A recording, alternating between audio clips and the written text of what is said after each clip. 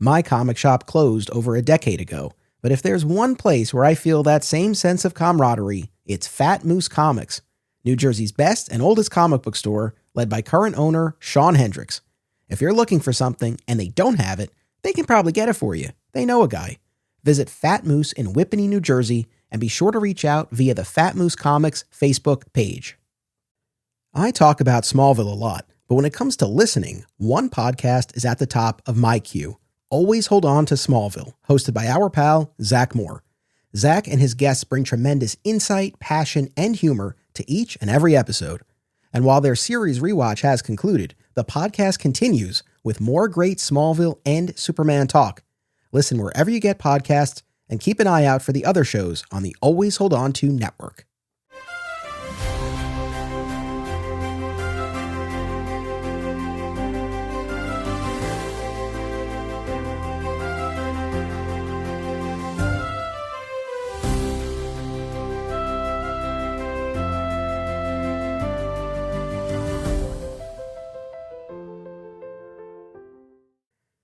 Welcome to Digging for Kryptonite, a Superman fan journey. I'm your host, Anthony Desiato.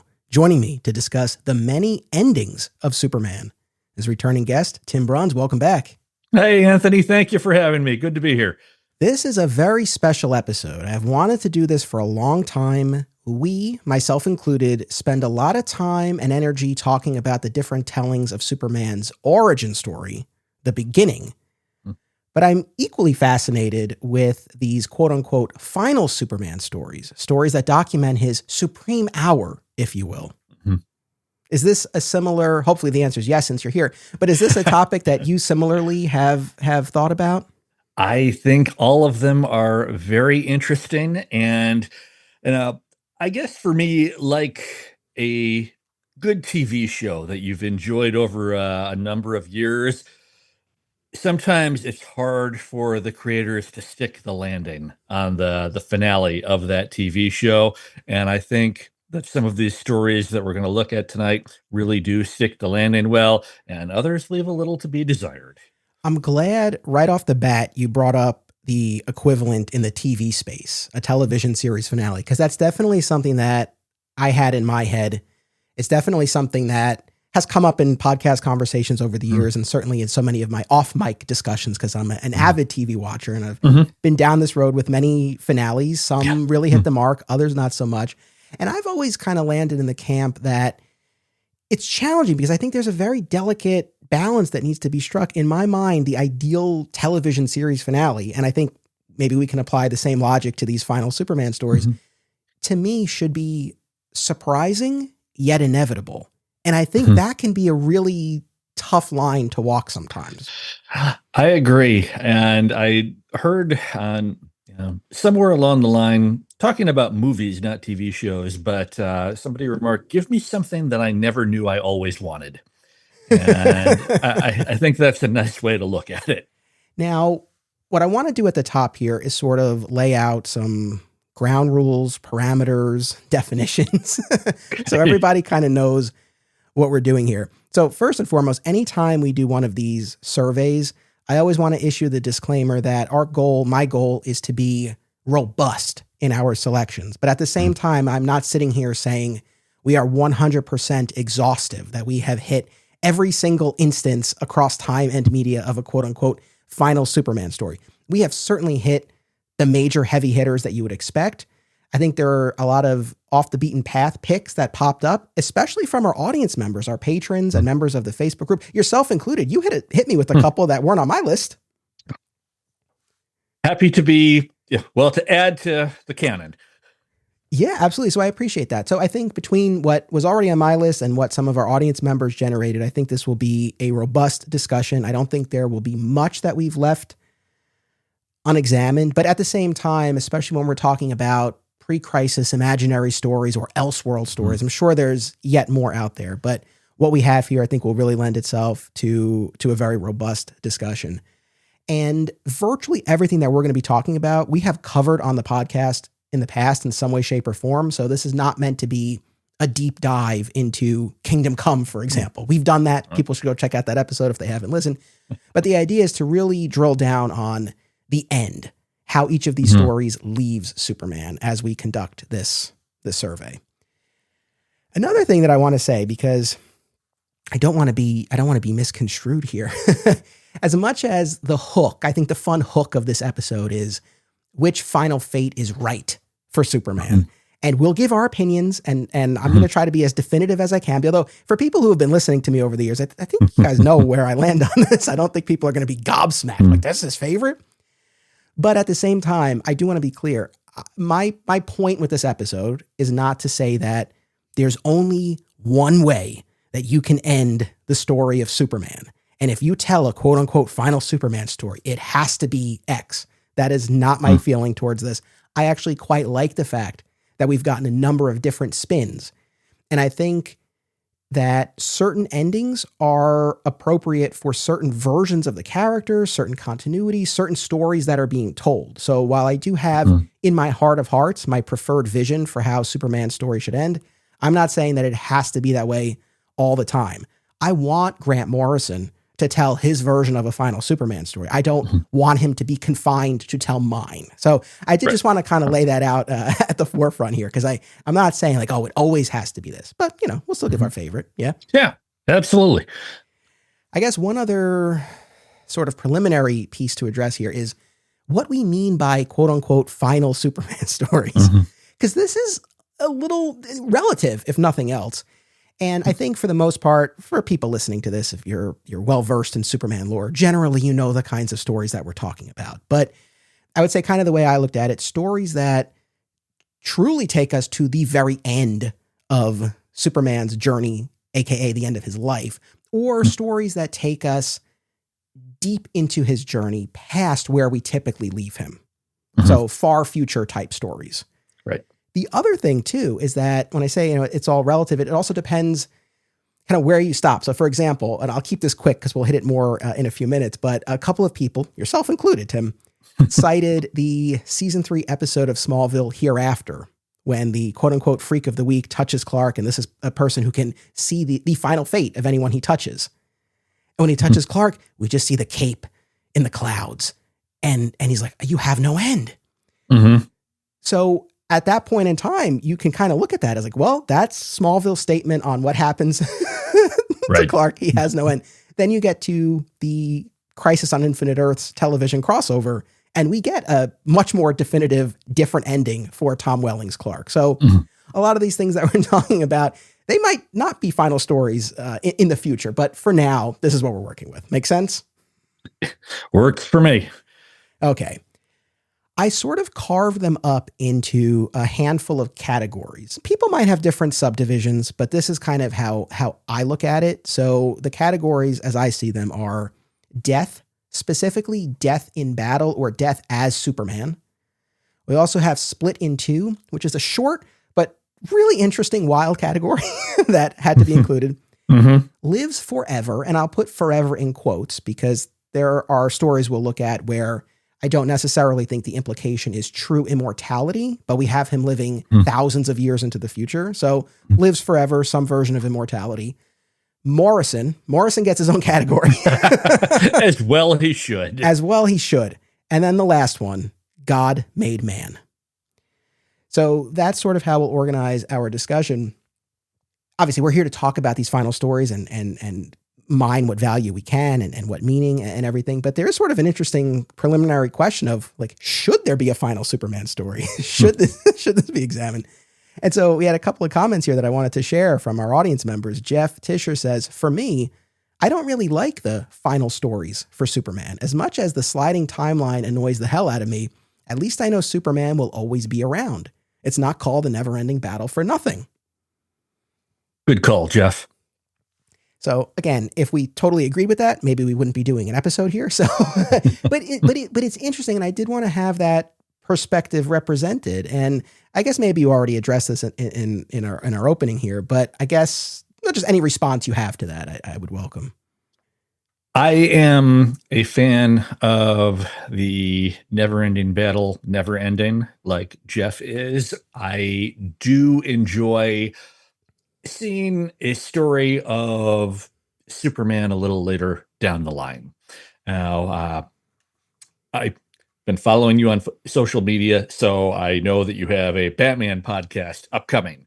And in that spirit, years ago when the Christian Bale movies were dropping, I was talking with people about them at work.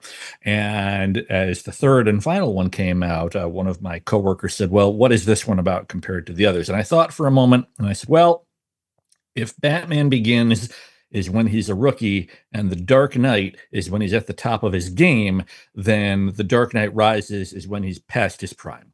And we're going to see what happens to him later on, and can he still be what he was?"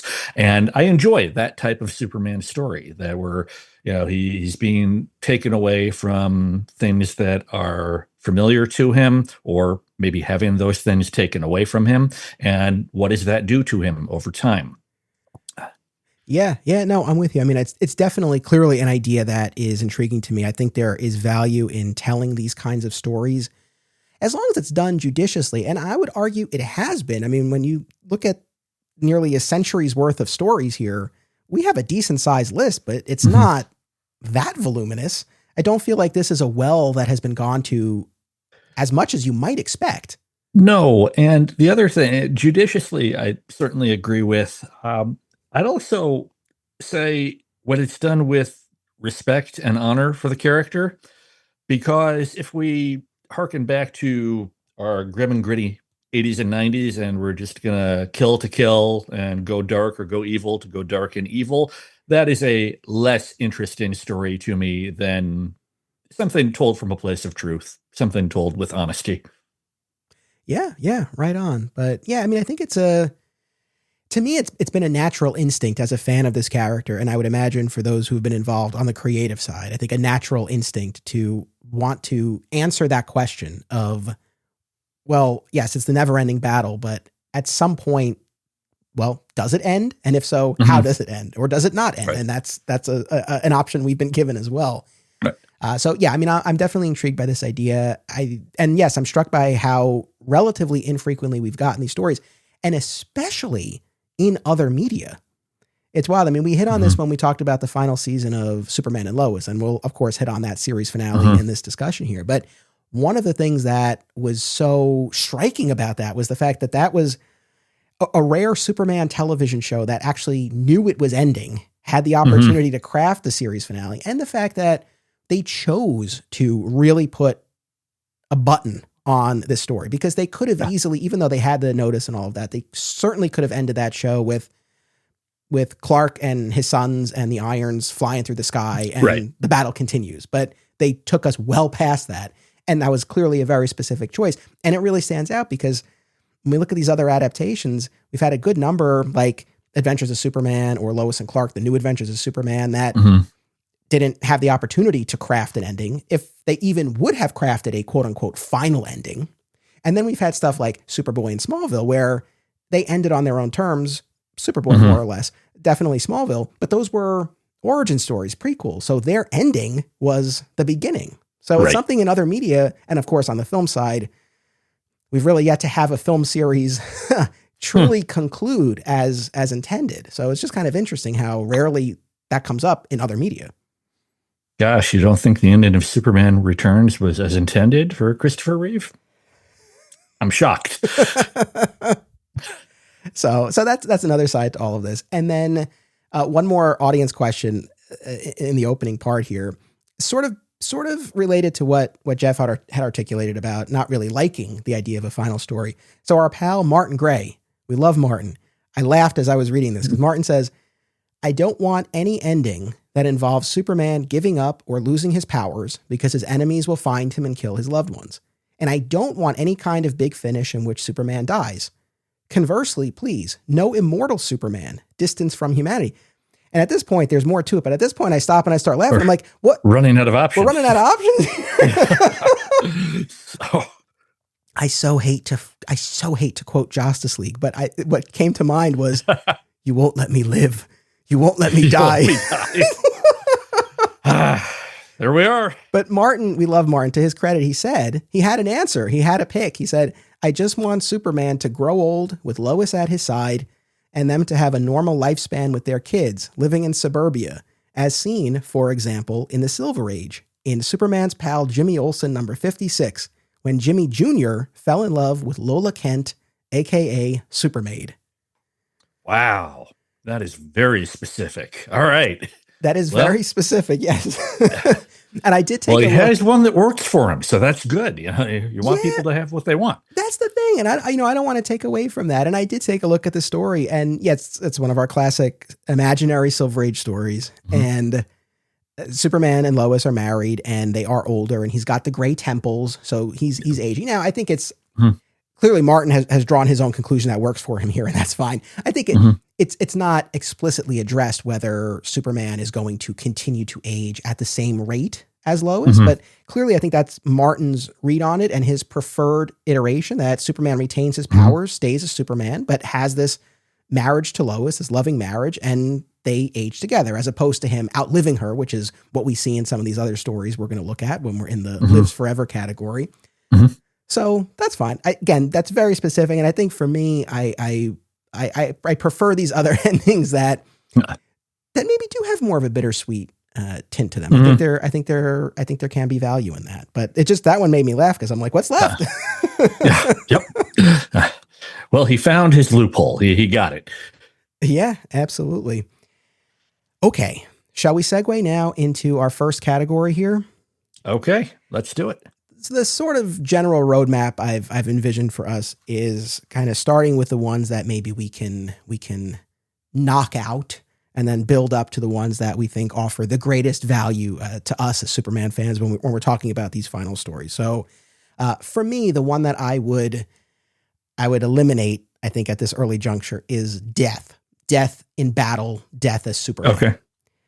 And we see this in a few instances. Again, I'm not saying this is an exhaustive list, but key instances here. We have the death of Superman from Superman number 149 in 1961. We have the fate of the Superman of Earth 2 in two forms, because we have Crisis on Infinite Earths number 12, which takes him in one direction. And then we have the end of Infinite Crisis, which takes him in another. We also have the final days of Superman from the New 52. So before I go further with any of these individually, I mean, I guess the idea of Superman dying, including dying in battle, I guess, where does this sit for you? I don't love it. Sometimes I'll be walking through a comic convention and I'll go through the artist alley, and they'll have their lithographs of original work. And invariably there will be one of the Hulk fighting Superman or some other big, and there will be our hero bruised and battered and bloody and down in the dirt. This is, minus a comic book story like the classic Death of Superman against Doomsday, when something more has come of that's not what I'm here to see for our champion.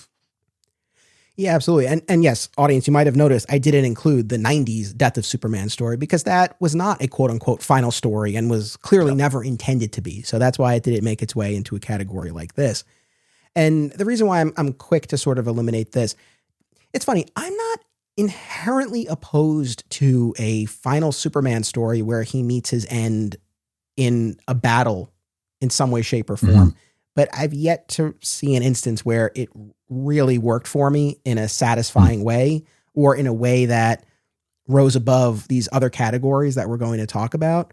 I mean, the Death of Superman from Superman 149 by Jerry Siegel and Kurt Swan. Were you familiar with this previously? Yeah. Yep. This is probably from the old collection, the greatest Superman stories ever told from the 80s. I'm pretty sure that one's in there. And I mean, a classic for sure, but I don't want to take over the microphone here, but seeing our hero duped and outwitted to his death is not how I would have him go out. 100%. Duped and outwitted is a perfect way to describe it. I've talked about this issue before. I've complained about this issue before, but yeah, real quick, Luthor has seemingly gone straight and become an ally of Superman's. But then it turns out that it was all a ruse, and he lures Superman into a trap on a satellite, exposes him to kryptonite, straps him down, and bombards him with kryptonite radiation until Superman expires. And that's the end of that Superman. Now, Luthor is ultimately brought to justice. Supergirl reveals herself to the world because until this point, she had been the emergency secret weapon. So she reveals herself to the world, takes over as Earth's protector. Luthor is brought to justice in Kandor, and he has one more card up his sleeve. So he thinks that he can make a deal with Kandor, and they're not having it. I think it's one of those stories, and like you said, it's a classic. Jerry Siegel, Kurtzman, the cover's iconic.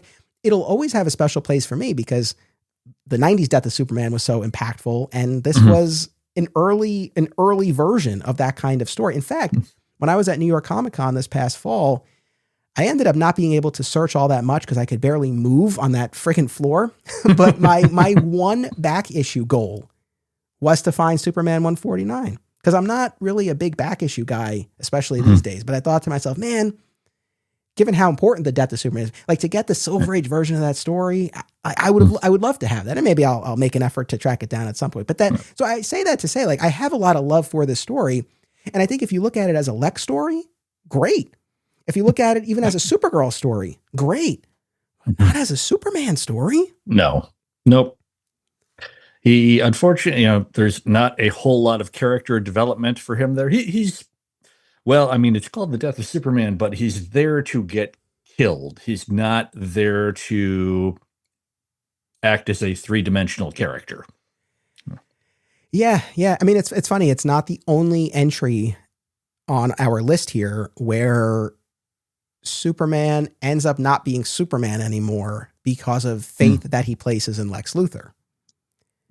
But we'll get to the other one. We'll talk about that. We'll get to the other one. I got my own objections to that too. but at least there's more nuance and there's more interesting material in that latter story that we're going to get to. But in this one has just never sat right with me. And like I said, I think if we were doing an episode on the last days of, or I won't call it that, but the final Lex Luthor stories, I think I would have a different spin on this one here. But to just see Superman outwitted and duped, and it's funny, it's so weird to me too because especially in the 60s and an imaginary story in the 60s, as you're reading, I mean, I'm trying to think back to the first time that I read it a few years ago, but like I would imagine you're expecting some sort of twist. It's like, well, he's got to come back despite the title, right? But nope, like that's just, and in fairness, it's an imaginary story. They can do something like that because they're not going to be held to it, but it was a wild choice. It had been a while since I sat down and read it, and I was tickled to see that at each of the chapter stops, the writers and editors made it a point to use the word imaginary a lot for what I'm imagining was their young audience at the time. That we don't need any angry letters from the moms of these kids. This is imaginary. We're going to mention that 9 or 10 times just to be sure. Yeah, and by the way, like I said, I'm not opposed to this or the idea of it, and I think there's a version of this story. I think there's a version of an imaginary Silver Age Superman story where he dies at the hands of Lex where it might sit better with me, but it was just sort of, he trusts Lex, it blows up in his face, and that's just it. So that's one that unfortunately I would not hold up as a quintessential end for the character. I'm guilty of not having the issue number right off the top of my head, but I remember it was important to me as a kid because a friend had handed me this dog-eared copy of a Virus X type story where Superman is in a glass cage and he, so that nobody else is contaminated. And in that one, I remember Luthor having, this kind of light bulb on a string contraption that he swings by Superman and supposed to cure him, and you watch his skin healing, and then it turns out to be this optical illusion, and Luthor really can't do anything. But in the end, there's that twist that you talk about where things work out. That to me had more staying power. Now, for the Earth 2 Superman at the end of Crisis, this is where we have the Earth 2 Superman and Lois and Superboy Prime and the Earth 3 Alexander Luthor heading off into this other dimension that I think is clearly meant to represent heaven or a heaven of some sort, some sort of reward that they're receiving at the end of Crisis as the multiverse has become a universe and there's really no place for them anymore. And so they go off into this quote unquote heaven. But I have a comment here from our pal, Logan Crowley, who says, my pick is definitely, without question, Crisis number 12. The original Superman and the closest editorial would let them get to an original Superboy defeat the physical manifestation of audience apathy, aka the Anti-Monitor, and ride off into a cosmic heaven with the Lex Luthor they call friend and Superman's true love, Lois Lane. Honestly, that final "I have had enough" punch alone might be my all-time favorite moment in comics. The only problem with this ending is that Jeff Johns read it. Sorry if you're listening to this episode, Jeff. You're my favorite writer in spite of yourself, LOL. Logan, I love that you think Jeff Johns listens to this. I don't think you have to worry about that. But hey, we don't know. You don't might know. Be listening tonight. But to Logan's point, and I guess this goes back to what I was saying before in terms of a final story being a final story until it's not. And so we had the return of this quartet, of course, in Infinite Crisis. And, that's where you find out, no, it wasn't this heavenly reward that they went to. It's this other dimension. I mean, it ends up being a rather bleak picture that they've been in this other dimension by themselves, just watching this new reality unfold. And we see the very dark and twisted path it takes Alexander Luthor and Superboy Prime down. And Lois reaches the end of her earthly journey during the story. And then the Earth 2 Superman dies in battle against Superboy Prime at the end. So that's really kind of a full-on death in battle, beaten to death. But we do get a really lovely final panel with him where you see him and his Lois in the stars above. Yeah. I'm assuming, he had read Crisis as it was originally unfolding. Bits and pieces of it when it was originally unfolding. But back then, I didn't have access to a comic shop or a car. So you picked up what you could at the spinner rack at the grocery store, and maybe they had it and maybe they didn't. But no, I enjoyed it. It's nice to think that they went to their just rewards at the end of Crisis 12, and that it is some sort of paradise dimension where all of the dreams that they have are going to be realized. The description we get later on in Infinite Crisis is, to me, more original comics Phantom Zone, where you can observe what's happening without being able to affect it. And so, I think after a while, especially if you're hoping for more of that golden age, silver age goodness, and you're getting that 80s, 90s grim and gritty, that would do something to our heroes trapped elsewhere. So it's an interesting read on it. And it was interesting to see the morality play, especially for Kal, letter L. And what does this mean for him versus the type of Superman he has been and who he believes Kal EL should continue to be. But hard to see him at the end. And nice that they took down Superboy Prime with the Red Sun trick, but sad that that's how he had to go out. Yeah. And look, after all that, now Superboy Prime redeemed. We love it. Apparently, we love to see it. Yes. Well, I love to see it. Yeah, he and Parallax can hang out. It'll be great. Yeah, I mean, it's one of those things, and obviously we've talked about the original Crisis. We've talked a lot about Infinite Crisis. I don't know. I mean, I'm a little split on this because I didn't and still don't have an intense personal nostalgia-fueled connection to that quartet that went off into quote-unquote heaven at the end of Crisis. So for me personally, the idea that was upended in Infinite Crisis, I don't know that I bumped up against that too much. And I think in terms of crafting a compelling motivation for evil, for Alexander and for Superboy Prime, I think you understand their perspective based on what they have been through. But it's a tough pill to swallow. And I would imagine for people who did have more of an attachment, specifically to the Earth 2 Superman and Lois, right, to learn that, no, it wasn't actually this paradise that they got as their reward, but rather this. I could understand why maybe that would be a bit off-putting. But I guess what I'll say, in a vacuum, I really do quite like that end of Crisis for that group of characters. I think that's fitting. And that could have very well been the end of it. But even hand in hand with Infinite Crisis, that heroic core to Superman of Earth 2 in particular, that remains intact, even if he is a bit misguided at the beginning. right? He is in line with the others, but he doesn't realize the extent of their machinations behind the scenes and how dark they've gotten. And while he is initially critical of our world, he comes to see the heroism of our versions of the characters and fights side by side with our Superman. So I think he has a great journey, but that heroic core is intact. And for me, one of the things that is going to come up over the course of this conversation, for me, there are what I've identified as a few essential ingredients to a final Superman story that really means a lot to me. And one of them is Superman and Lois together. And obviously that can take different forms, but that for me personally is one of those essential ingredients. And whether it's them going off at the end of Crisis or them reuniting in the stars at the end of Infinite Crisis, you do have that. So that goes a long way for me. Yeah. I think also you always want a villain with a point to make, right? Whether it's Magneto with the X-Men or, Superboy Prime and Alexander Luthor here. And if you're working with a Superman who, and in reading the end of Crisis 12, it had been a while. I thought, oh, this is such a perfectly Anthony Desiato way to put it. Because he's getting ready to take out the Anti-Monitor, and he says, I long ago vowed that I would never take a life needlessly.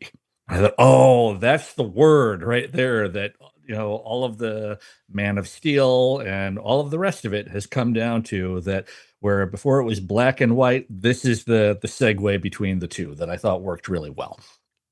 But as far as that hero who won't take life needlessly and looks into the modern era, the world he's sacrificed everything to be able to bring forward, and seeing it having gone, what you have to imagine would be so wrong based on that moral code.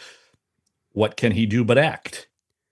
Yeah, that's about what you do. It's about action. And we got that in Infinite Crisis. Yep. But yeah, no, absolutely. I mean, I think there's a bit more leeway in a final Superman story when you are explicitly not dealing with the quote unquote one true Superman. Like this is an alternate version of the character, just like when we get to the New 52 Superman, essentially.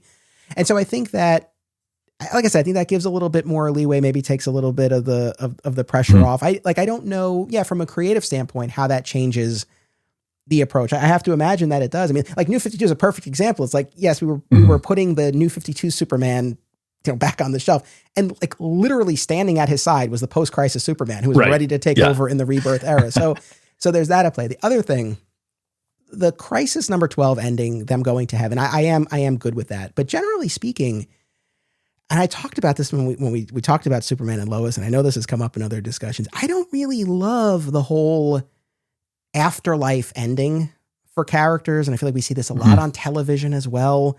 And it's fine. I'm not going to die on this hill, no pun intended, but there's just something about it. And I think maybe this kind of speaks to my personal belief system, but also I'm going to use another television example here. The Good Place, the NBC sitcom that ran for 4 seasons with Kristen Bell, Ted Danson, created by Mike Shore, who did, was a producer on The Office and Parks. Good Place is a wonderful show. If you've not watched it, audience, I encourage you to. It's tremendously funny, but also deals with morality and philosophy and these really grand questions about life and death. And I don't want to spoil the show or dwell on this for too long, but I'll just say that deep into the show, it really gets at this question of, even if you did have eternity in paradise, is that what you would want forever? Or might there come a point where even that must end for you? Right. And what does that choice look like? And I'll leave it at that for people that you can go watch the show. But I think that's something, and this will come into play again when we talk about the idea of Superman living forever. I guess I'm not a fan really of this idea of forever, whether it's living forever on Earth or forever in the afterlife. I think there is something to be said for an end at some point.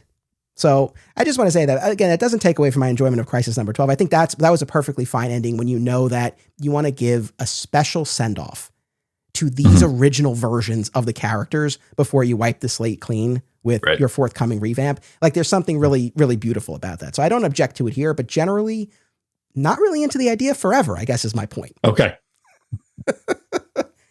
I don't have a ton to say about the New 52 Superman. I welcome if you have any thoughts on it. I'll be perfectly honest. I don't even remember who the villain was, who went down fighting, but he sacrificed himself in battle. I got a few things. Go for it. So, first of all, I felt so badly for the New 52 version of the character when this happened. I was excited that the post-crisis Superman was coming back because I enjoyed the pre-crisis stuff, but when I was a kid, post-crisis was what I was growing up with, and those were the stories that really meant something to me. So when they dropped the image of post-crisis Superman and a pregnant Lois Lane embracing for convergence and then made the announcement that they were going to be bringing him back, I was really happy because this was my guy. But at the same time, I had been reading Red Alon with the New 52, and I'm watching him get his secret identity outed by Lois. I'm watching him get depowered and have to wear a t-shirt and have a buzz cut. I'm watching him be tortured, having to have the fight with Rao. And then in the end, all of these different energies he's being exposed to, essentially doing the cellular overload that they talk about in All-Star Superman, except he knows that he's not going to make it. And that a living embodiment of his solar flame power has, been taken over by this human host and believes that it is Superman and that the real Superman or the New 52 version is the imposter and we're going to fight it out. And then our Superman from New 52 going through kind of saying his goodbyes to everyone and trying to, make sure that the world will be able to carry on well without him, and having to deal with this solar flare villain who's trying to take his place by threatening his loved ones and forcing them to believe that he is the one true Man of Steel, and in having to fight him, depleting his energies more and more so that he's getting that much closer to the end each time. So I thought it was, for a Superman who, I don't feel too badly about saying this, stories had been uneven. I really enjoy the Morrison Action Comics run. I really enjoyed a lot of the stuff where he was depowered. For a while, I was not loving all of the stories being told in the main Superman title, but I was following along. And then we got to this, and it just seemed that I don't know if the creators had been told that they were going to be replaced and that the post-crisis version was going to be returning, or if they, just sort of got the directive, end this as quickly as you can. But in those 8 issues, I thought they told a poignant story. And I thought by the end of it, when we have New 52 Superman being cradled in Wonder Woman's arms, saying what a lucky man I was before he does finally expire, if he had to go, I was happy that he got to go surrounded by those he loved and cared about, having done what he intended to do and saved the day. Right on. No, well, thank you for laying all of that out. I think at some point in time, I think I did read that full, whatever it was, 8-part Final Days of Superman story. And I don't disagree. I think that ending farewell scene in particular, where he's surrounded by his loved ones, definitely packs a punch. It lands. Although I have to say, thinking back of the sequencing of this, I'm almost positive I watched the Death of Superman animated movie written by Peter Tomasi before I went back and read the end of the Final Days of Superman, and he uses the same line about what a lucky man I was. So by the time I hit it in the comics, it's like I had already seen it in the animated movie. I'm like, all right. But no, he knew that it worked. He knew, yeah, exactly. He knew that he had a winner there. Yeah, I don't really know what to, I guess I don't have that strong of a take on the New 52 Superman and the ending in particular. And I think part of it is because we knew we were segueing right back into our post-crisis Superman, the fact that he's like there alongside all of this. Maybe the fact that it was if it had been maybe a more memorable adversary who he went down stopping. I mean, I don't know, but credit where credit's due in that the way DC approached Superman as they transitioned away from the New 52 into the Rebirth era was not a line-wide approach. I mean, this was pretty specific where it's like, okay, we are explicitly ending the New 52 Superman character with death. And we're bringing back this post-crisis iteration. And then, of course, when we get to the Reborn story later on, we'll have the energies of the two characters and their histories and continuities merge and all of that. But still, I mean, he had a proper farewell in a way that I don't think you could say generally for the New 52 characters. So I guess I appreciate that he was quote unquote singled out in that way for whatever that's worth. Yes. And now one other aspect of this ending that I liked is it is not about the race for a cure. Superman has recognized what is happening. He has accepted that this is going to be the end for him. And his sole mission is to make sure that everyone is going to be okay when he's gone. And how can you not respect that? Yeah. Yeah. It's a noble final quest for him to be on. So this next category, I don't think we'll spend a ton of time here. And arguably I could have eliminated this one first, but it's just so bonkers to me and wild. And I always have fun talking about it. So the two lives category. So in 1963, we had Superman number 162, The Amazing Story of Superman Red and Superman Blue, written by Leo Dorfman, drawn by Kurt Swan.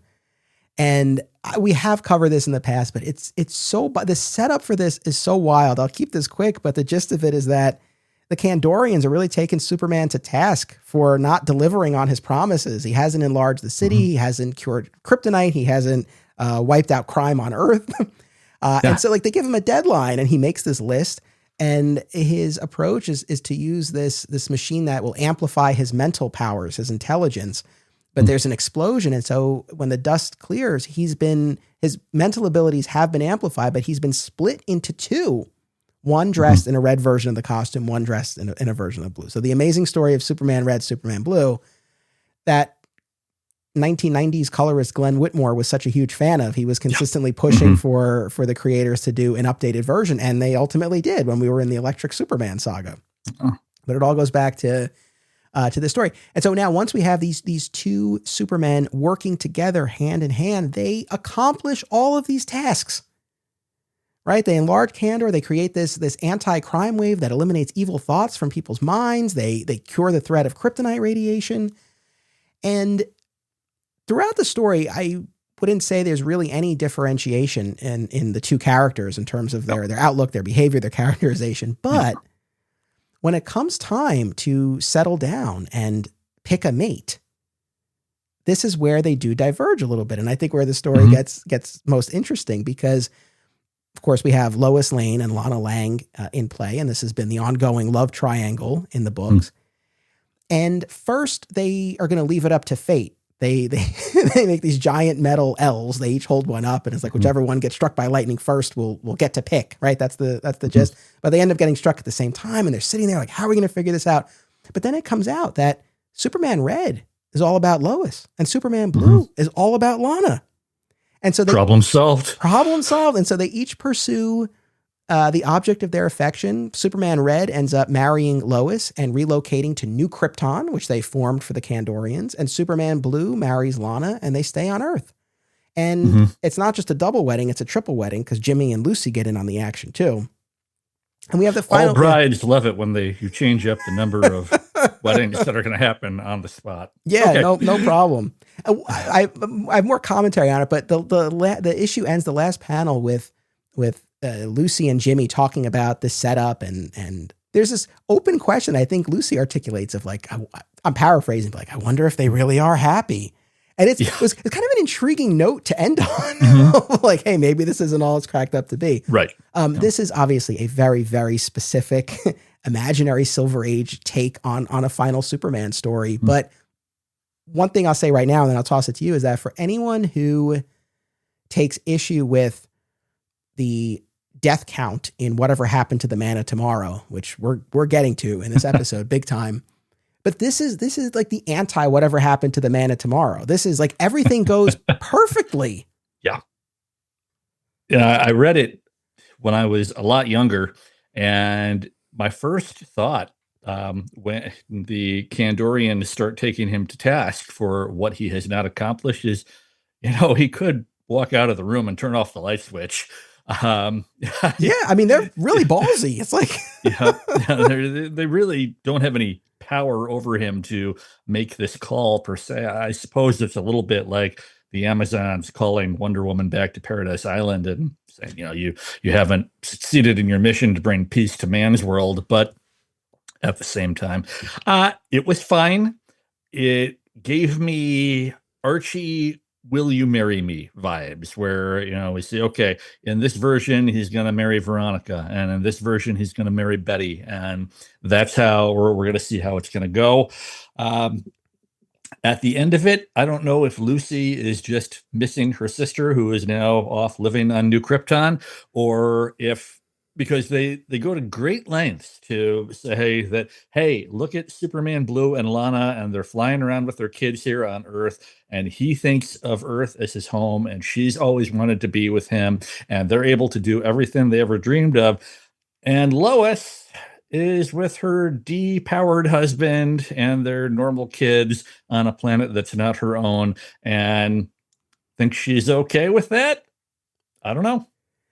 Yeah, I know. So a couple of things, I guess. I like this for its silly Silver Age charm and its happy ending. I mean, I'm going to have a lot to say in defense of whatever happened to the Man of Tomorrow. So buckle in when we get there. But at the same time, like I said at the top, I mean, I like having different spins on this. And so, yeah, if you were looking for the ultimate happy ending for the Silver Age version of the character, hard pressed to find anything more happy. He finishes that whole to-do list. Kandorians, Kryptonite, evil on Earth, right? He's fulfilled his mission in every way, shape, or form. And obviously the visual bit of Superman Red and Superman Blue, it's distinct and iconic in its own right. The issue, though, that I have with it is that for me, I do not see Superman as a man divided between Earth and Krypton or between Lana and Lois. Now, for a part of his story, sure. But to me, the answer isn't, well, he can never reconcile these parts of himself. The only way for him to be happy is for him to literally split in two. That's the part of it that I don't like. And that kind of speaks to another one of those essential ingredients for me, which is choice. I need him to make a choice. And this choice is, this is going to come up in a few instances here. But that's what he is. That's what he has the opportunity to avoid in this story. He doesn't have to make a choice because he becomes two. And that's why, I know I'm jumping ahead, but when we get to whatever happened to the Man of Tomorrow, and you get that, one of my favorite scenes between Superman and Perry the night before the big battle. It's brutal. Where he's like, I wish I had explained to Lana and to Lois. I wish I hadn't been such a coward. I made such a mess of things. And he lays this out, this business about how when he was in Smallville, Lana was the girl he loved. But since he's become a man, it's only been Lois, but he can't choose because he doesn't want to hurt Lana. And of course, she overhears all of this because she's been bathing in the mystical lake and is imbued with powers, including super hearing. It's, it's heart-wrenching, but he needs to go through that process. And even earlier in that story, when he's talking to Krypto, and he's like, I feel like all the pieces of my life are coming together. I need that coming together, and I need that choice. And that's why something like Red and Blue, and by the way, I know it's meant to be a fun imaginary story, and it is, and it does that, but there's a lightness to it that for me would never elevate it to a higher position here, because I need to have that. I don't see him as a man divided who can't make a choice. Right. Next up on my list of categories here that I would like to hit, and again, I know maybe the order in which you would have knocked these down probably different than mine, but I appreciate you kind of following this roadmap here, is the lives forever category here. And like I said at the top, we put that in quotes. It's not necessarily that he's immortal and will live forever, truly, but that he's living into the far, far future. And of course, we see this in Kingdom Come, and even more specifically, what I had in mind is one of the sequels to Kingdom Come, Thy Kingdom Come, in the pages of Justice Society of America, Post Infinite Crisis by Jeff Johns and Alex Ross, where the Earth 22 Superman comes to our Earth and then returns to his at the end of the story. And we get this montage at the end painted by Alex Ross where you are tracking or checking in with the Superman through the centuries. And we end on this moment of him in the year 3000 as just this little old man with the red cape over him and the cane, and he's looking up and he sees young Superman and the Legion of Superheroes. So that's one instance. There's a Tom King Clay Mann story from Action Comics 1000. There's that episode of Smallville Hereafter that I was mentioning before. And then also one of the ones that you tipped me off to, Luther's Gift, a short story written by Elliot S. Maggin. Yep. So once again, and this is now we're into, I think, one of the meteor categories here. And this one, I mean, I don't know, this one is especially relevant and interesting because I think the notion of him not aging at a quote unquote normal human pace, right? That's why I think this becomes such a question. Like you referenced Batman before. And yes, of course, we have seen different endings for the character of Batman spun. Does he die in battle as a younger man? Does he, live into his elderly years? Does he mentor Batman Beyond? Like we've had different versions, but at the end of the day, and I'm sure there are stories out there where he preserves his life through some artificial means or whatnot, but generally he's a human man. And at some point he's going to expire. And so it's more a matter of, well, how and when, and that gets spun differently. And that's great. But with Superman, there's an even earlier question, which is, can he die? Will he die? Yep. Right. So I think that kind of points us here. So generally, how do you view this type of final Superman story where he lives forever or close to it? I enjoy them when I feel that they are artfully done. If I can take Action Comics 1000 first. Of course. Not bad. I imagine most of your listeners have read it already. But in short, it is Superman coming back to Earth as Earth is about ready to be destroyed by the sun billions of years into the future. And he's coming to say his final goodbyes at the gravesite of Ma and Pa Kent. Talking about what Lois is up to, how they should see John now, and all the great things that he's done. But also, there was a moment that bothered me, and the moment that bothered me was when he's at their gravesite. Just, I'm probably wasting my time by being here. I've probably wasted my time coming back before. Especially coming back for the last time before the physical remains of his parents, the world he grew up on is about to be destroyed, does not strike me as a very Superman sentiment to have. Okay. No matter what your perspective over time. Fair. I get where you're coming from on that. I mean, that didn't stop me in my tracks necessarily, but I don't disagree with you either. No. I've made no secret of the fact, not the biggest Tom King fan in the world, though we have a Patreon episode dropping shortly where I revisited Mr. Miracle, and I had a much better experience with it than I had in the past. And I remain a fan of Woman of Tomorrow, which we're going to be talking about imminently on the show. And so maybe overall my position on King is softened. And I will say, both at the time when I originally read Action 1000 and rereading it for this, I do quite like this. Well, I like aspects of this story. And it's what is it? 4 pages, 5? It's a very short. Part of this, this Action Comics anthology with a bunch of different stories in it. And I mean, you set it up where he's saying goodbye to Jonathan and Martha before Earth is dead, but it's already been uninhabited for billions of years. And the moment that really got me and really conjured an emotional response is when he's talking to them, and he's talking about how he remembers being a kid and not wanting to go to church on Sundays and wanting to just hang out with Pete and Lana, and how he would give Jonathan a hard time and say, like, you're a man of science, the science of farming. Like, how can you believe this, essentially? And he talks about how Jonathan's response was that religion, myth, science. It's all stories. Mhm. And it's all the same in a way. And we're all stardust fallen, looking to the sky, waiting to be reclaimed. And he thanks them for everything and says, you know, he never forgets, and it never gets easier, and all of that. And it's that aspect of it. It really resonated with me. I love that moment. Yes. But in terms of this as a look at what becomes of him, and this is a perfect example of, is this a final story? You know, his adventures continue off screen after this. Right. But this is catching up with him literally billions of years in the future. Right. And he looks exactly the same. Yeah, has not aged. And like you said, he talks about Lois running the Universal News Network, and she's getting tired of the eternity formula that she has to take regularly to preserve her life. So this is the kind of ending. He and Lois are together, which is great for that.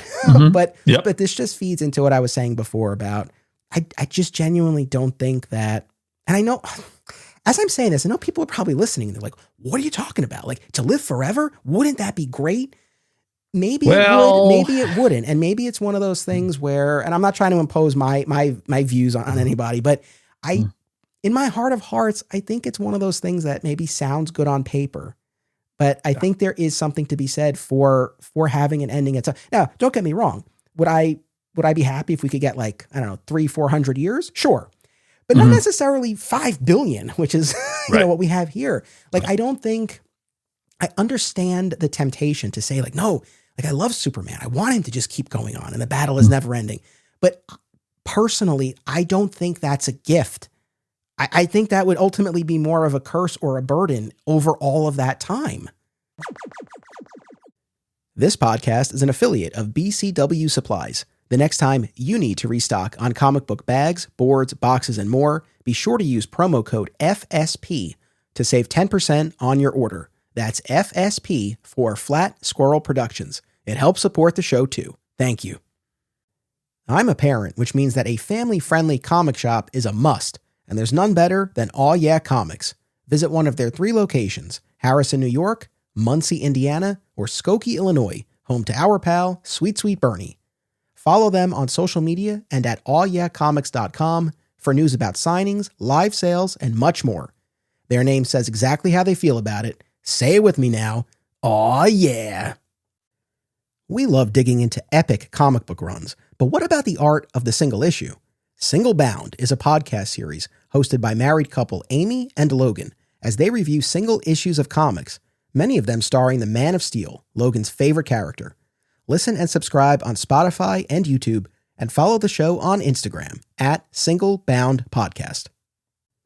Ever wonder what would happen if a person who knew barely anything about comics decided to absorb hundreds of Superman stories from all eras and media? That's exactly what Robbo is doing on This Podcast Will Never Die, which starts with all the ways the Man of Steel stood out on the newsstands in 1938.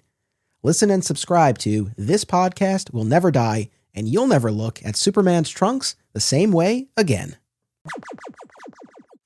In the Luther's Gift story, and I don't want to spoil too much, and certainly, to the idea of having the happy ending with Lois, it happens about midway through the story because she has continued to age, and he maybe some, but certainly not as much. And I'm going to try my best not to give away too many spoilers here, but there comes a point at which they have to separate, and Superman is leaving the building she was in, and he's still just as famous as he ever was, and the world knows that he and Lois are together. And one young, attractive female reporter shouts out at him, "What has she got that I don't have?" And it's the best response. He looks at her and he thumbs toward his chest and lifts off into the sky. And it's just what you'd want him to do. Yeah. So I ended up reading all of Luther's Gift, the short story. I found it on Superman Through the Ages. And, yeah. And I mean, to your point, I guess we don't have to spoil the entire thing for anyone who hasn't read it if they want to give it a read. But I'm glad you told me about it. I mean, obviously I'm aware of Magan's prose work, but I hadn't read this one specifically. And not my favorite. And I'll tread lightly here, but essentially we do get this revelation at a point about Lex's role in Lois falling in love with Superman, and Mhm. boy, do I not like that. So that kind of put me Fair. off. But I guess, but this still falls into this category of him living forever, or at least into the far Mhm. future. And I guess one of the things, though, that I will say, for me, him being with Lois is one of those essential ingredients. But at the same time, and I'll keep going back to Kingdom Come, of course, obviously there's value in a story like that where he's lost Mhm. Lois, even if it hadn't been through this violent act on the part of the Joker. I mean, it could have been that he Mhm. simply outlived, right? A version of a story where he is no longer with Lois, and like Kingdom Come, he's withdrawn from society, and then we have this whole story about him Mhm. returning and finding his way again, and then ultimately finding love again with Diana. Right. Right now, Yes. mileage will vary on that, but it's Yeah. definitely a compelling thread to unravel. I'm not opposed to it. It's not my preferred version, but I do Mhm. recognize the viability of something like that. Yeah.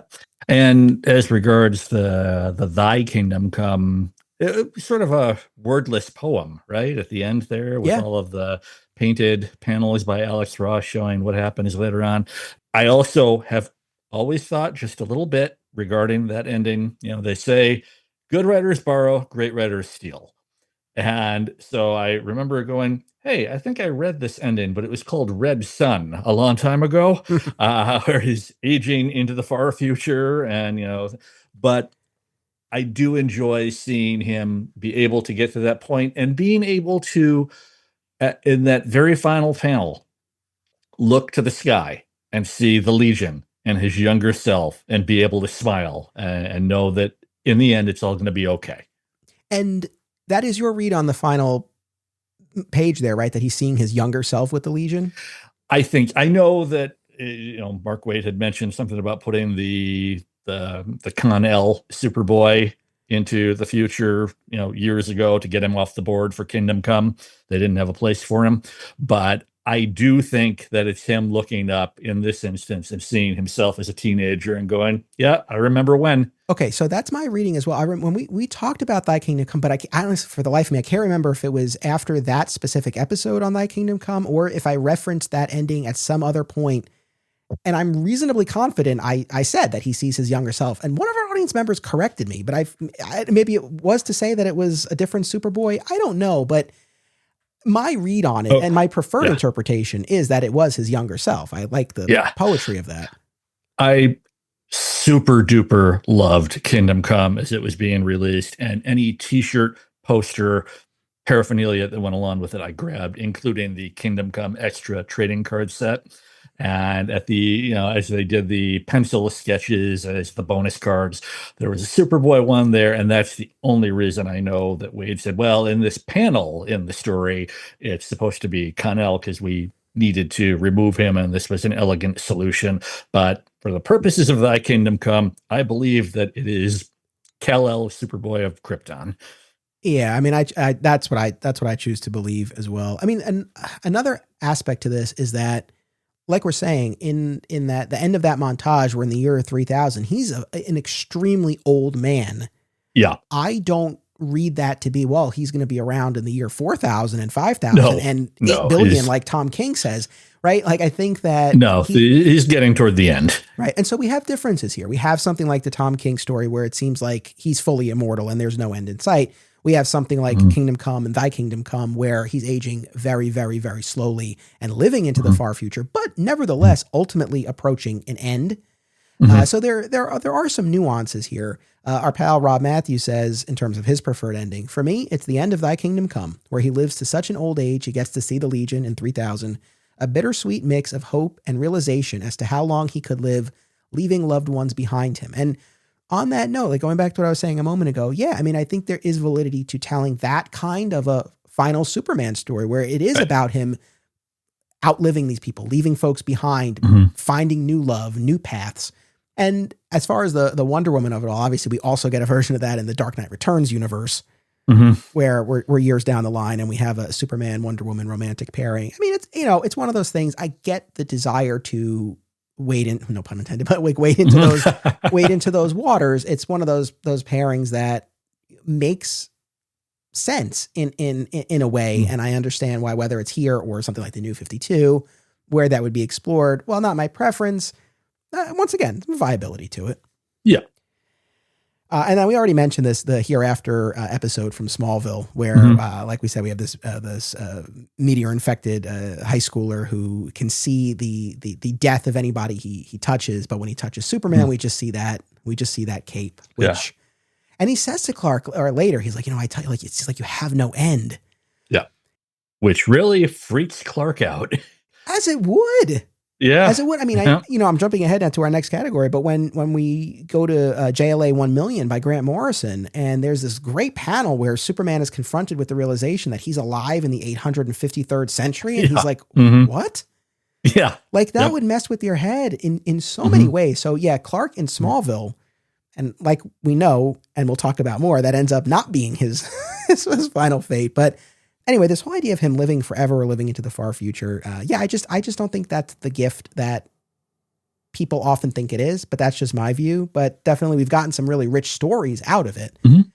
And I guess that's a good segue here to the Morrison category. Now, we could have very easily included this with this category we've just been talking about, but I feel like Morrison's take is so distinct that I wanted to kind of carve it out. And so specifically, we're talking about the ending of All-Star Superman, as well as JLA 1 Million. And I think I was thinking about this a lot. It's like, you can read this in different ways, because you could read All-Star in a vacuum. And what's funny is, not funny, but I'm very confident that there are way more readers out there who have read All-Star by itself than have read All-Star and JLA 1 Million. So you can read All-Star in and of itself, and you might have one takeaway. You can also read it in conjunction with JLA 1 Million. You could also just read 1 Million by itself. And we've discussed this in the past, but All-Star and 1 Million, obviously not literally strictly in the same continuity. All-Star was its own thing, but in a thematic meta sense, spiritual sense, like clearly Morrison is writing the same Superman across his bibliography. So you can start with the New 52 Superman of Action Comics and go to All-Star and go to 1 Million. There is a mega arc that's at play there. I guess, how do you choose to view these works? Like, do you choose to view All-Star and 1 Million in tandem? I do. And it's funny to go back and realize, or funny for me at least, to go back and realize, in my head, I have 1 Million as the ending, and All-Star is kind of how we get Superman into the sun. And when I went back and looked at it, wait, 1 Million was published years before All-Star was. So, okay, so he knew that's where he needed to have him end up, and this is how we got there. So what's interesting is you can look at All-Star unto itself, right? And we end that story, of course, with Superman dying from this solar radiation poisoning, flying into the sun to repair the sun. And we pick up a year later, and we have Lois explaining to Jimmy that when his job is done in the sun, he'll be back, right? And we end before our epilogue with him in the sun, working the gears, building a new heart for the sun to keep it going.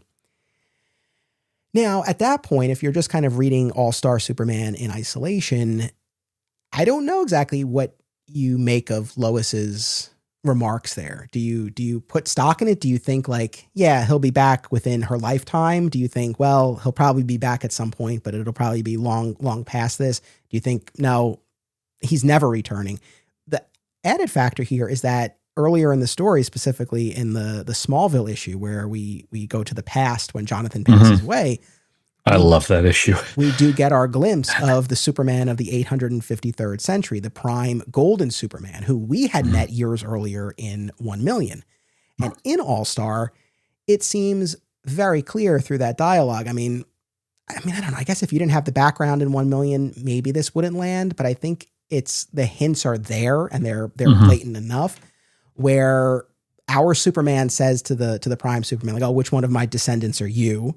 And he's like, and he laughs. And he laughs. Yeah. And then the prime Superman talks about how this was one of ... your great labors.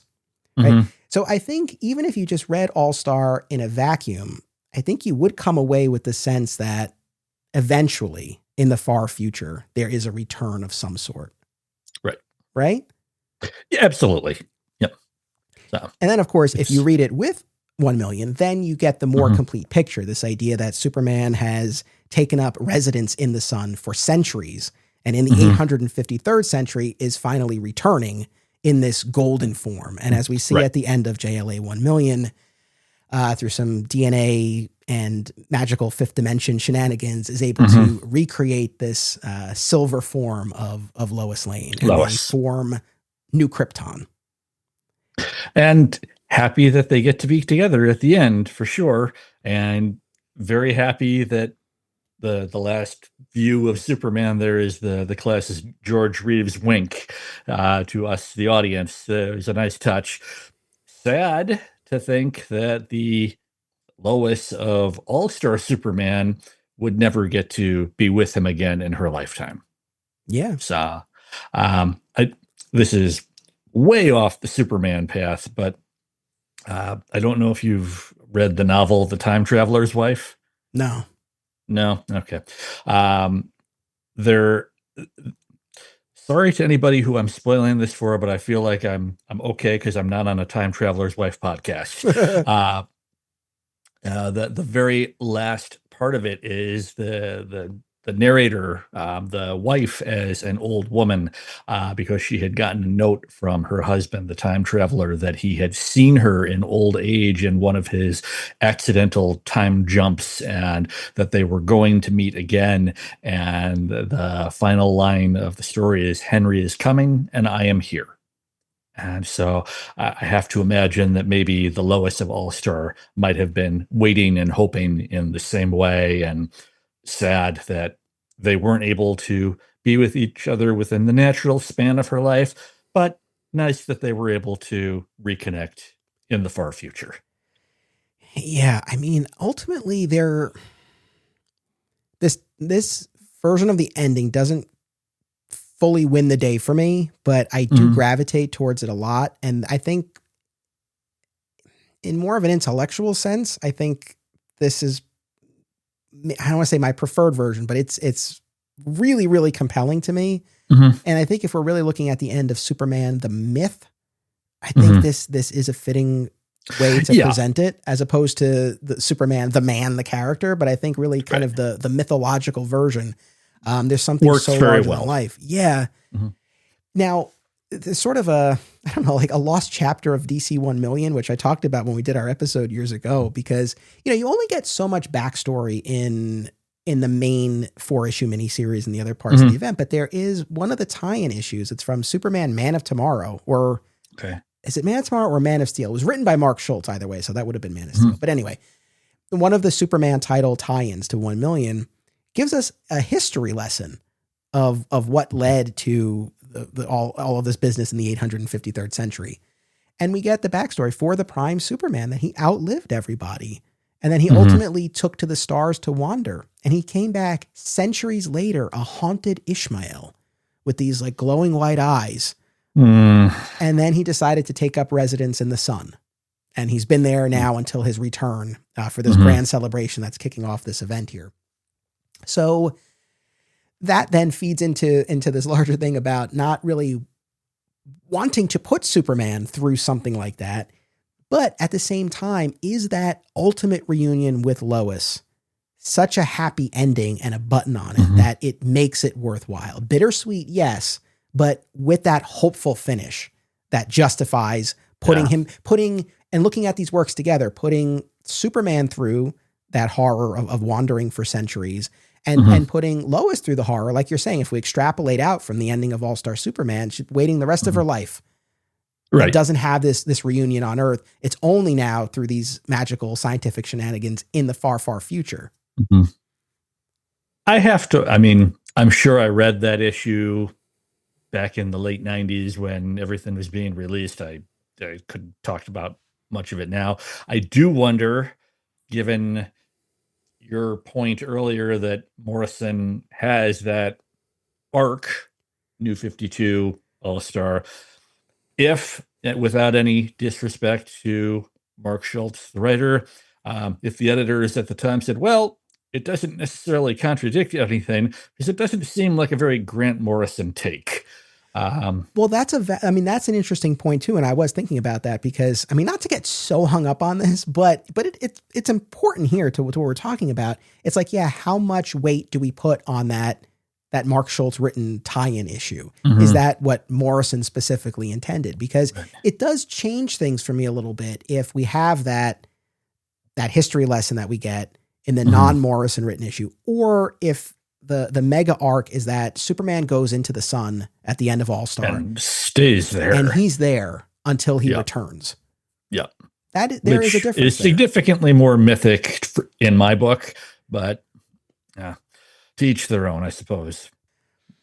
So to end All-Star on that note, but then to have this eventual reunion in 1 million, to end it with that wink. And I love the way it plays because it's being told by Kyle Rayner to Martian Manhunter. He's like, I don't even know like what I saw. Like it was insane. And then at the end of it, like this guy who's been to the ends of the universe, he turned, and then we just see that panel of him winking. And that to me is another one of those essential ingredients, a wink. And I don't necessarily mean that literally, although we get a literal wink at the end of 1 million. We get a literal wink at the end of whatever happened. It can be a literal wink, but what I mean by wink is some sort of little clever twist, something nod to the audience, unexpected flourish, that I think there's something to be said. But here too, it's like now once we have this reunion, do they just live forever? Then we bump into the problem I had before. So, there's some, I still continue to wrestle with it, but I think there's so much about it, reading those stories in isolation, but especially reading those stories together of ultimately that bittersweet, but hopeful ending of that reunion after centuries. Well, final crisis, right? Superman wishes for a happy ending. Exactly. A couple of audience comments on this front. Josh Marrowitz says, Morrison told us the ending in DC 1 million. Just about anything that contradicts Morrison is wrong, but when Morrison contradicts himself, it's charming. Well put. Yeah, exactly. And Eric Noriega, tying together a couple of things here, says, I always found the Smallville episode Hereafter intriguing, as it suggests that perhaps Clark was immortal. Although this seems like a very sad fate, it doesn't seem too far-fetched for the character. However, my favorite Superman ending is from All-Star Superman, which seemed a perfectly poetic ending for the greatest hero of all time. I think very nice. I think it's clear based on the category that we still have left that God Made Man is my ultimate preferred version of how Superman's story ends. But short of that, him going into the sun and then having this far future reunion with Lois, to me was the next best thing. And a perfect ending for the myth. Yep. Okay. Here we are. Well, I guess my question is, because now it's kind of clear to the audience kind of where I land on this, but what is would you have ended with God Made Man, or would you have rearranged these categories? Or I'll put it this way. Have we already discussed your number one preferred final fate for Superman? My favorite final fate for Superman is one where he's happy. And boy, I suppose just as long as it's not tragedy for him, I'll be okay. Yeah. I mean, I'm going to use another television comparison. I don't know if you watched Supernatural. Here and there. But I did. I watched all 15 seasons of that. And I'll keep this quick, but the sort of the unofficial theme song of the show is Carry On Wayward Son by Kansas. Okay. Kansas. Yep. And the line there will be peace when you are done. And I always wanted that for Sam and Dean Winchester. And I won't spoil the series finale, but I guess I had some misgivings, but in the end, I suppose we got that, but I'll leave that there.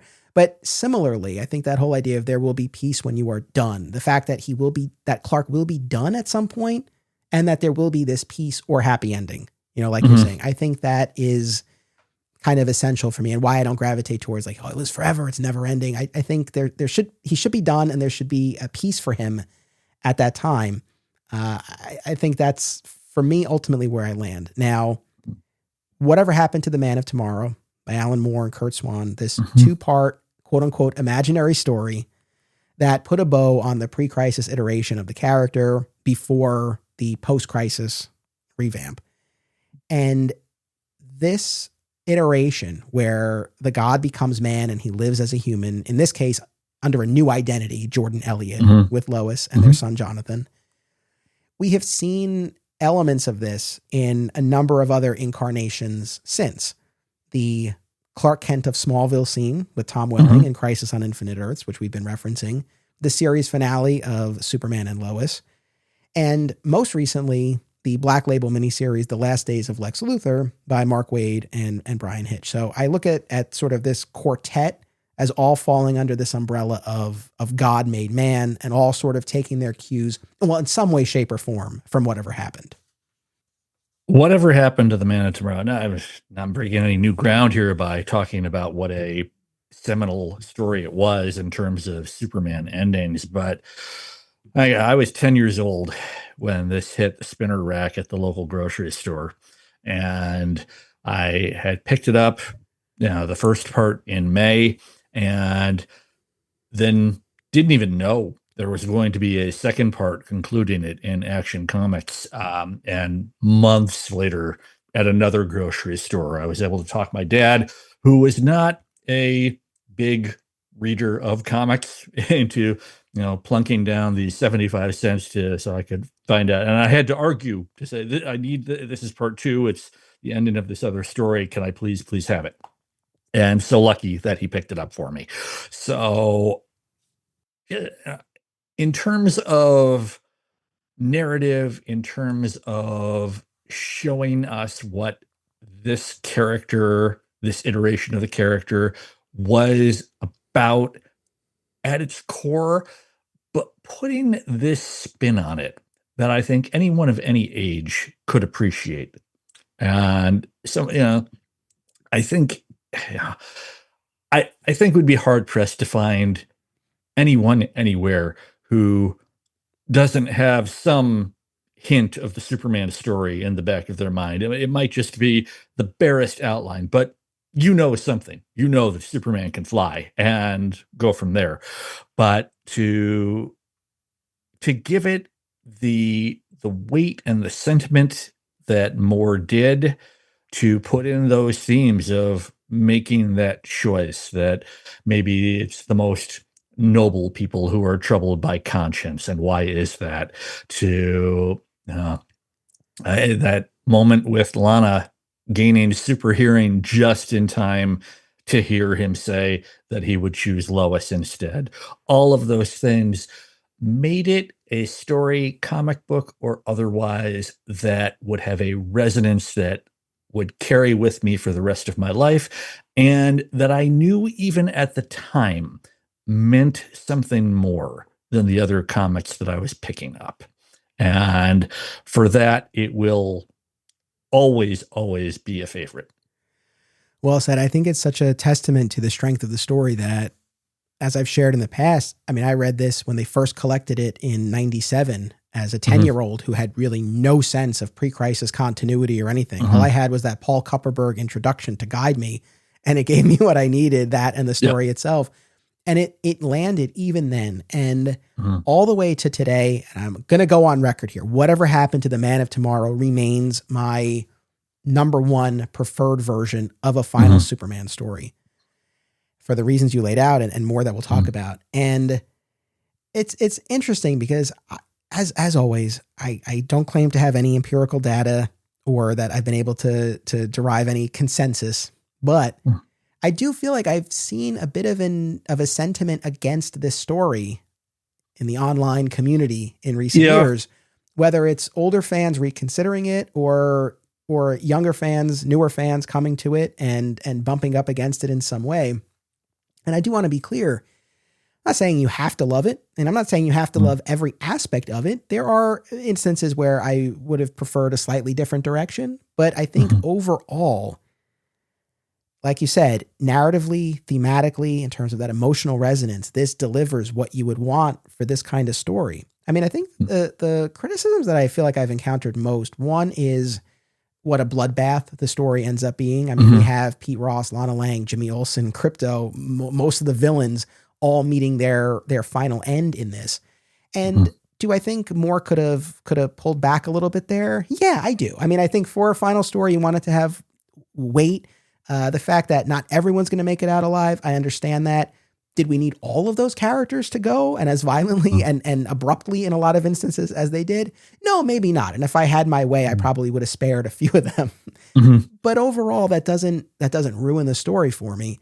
The other thing too is that I feel like people have brought up this idea, and maybe it's actually present in what Martin shared in that comment I read at the beginning, that even though his enemies have seemingly been defeated, it's like, well, there will always be new threats or natural disasters out there. Like, how could Superman turn his back on the world? And I think going back to this idea of what the intention is, I mean, I feel like the story is being very clear throughout that the traditional threats and adversaries Superman has dealt with are no more. I mean, even at the start of the story, the beginning of the flashback part of the story, like Lois makes it clear, like it's been quiet for years. He's just been doing these missions for the government. And the villains had been, incarcerated or killed or lying low or whatever. And then obviously they all converge during this. But yeah, by the end of it, I feel like it's clear that those previous threats aren't necessarily threats moving forward. And there is a whole team of heroes still left in the world. So I don't have an objection to that either. It's just a funny thing to me because in my mind, I always saw this as such a lauded, well-regarded story. And more often than not, I do find the sentiment against it, and everyone's entitled to their own opinion. But I guess I just want to speak up in defense of whatever happened to the Man of Tomorrow, because it's a very satisfying story to me. Yes, as do I. Borrow a line from that Batman movie again. You either die a hero or live long enough to see yourself become the villain. So maybe a bit of that at play here. But again, it's bringing that gravitas into a story and a character who I'm going to go ahead and say, for the most part, up until that story, had not had to deal with that level of severity, problem, brutality. Superman comics were sunny. If you wanted violence and crime, you went to Batman or something else more similar. And now, when you have Superman at the funeral in part 1 saying, these characters, the prankster, the toy man, they were nuisances before, and now they're killers. What happens when the killers come back? And this was new and darker territory, and that crucible that the character had to endure at the end in order for a story like this to have meaning that would stand the test of time.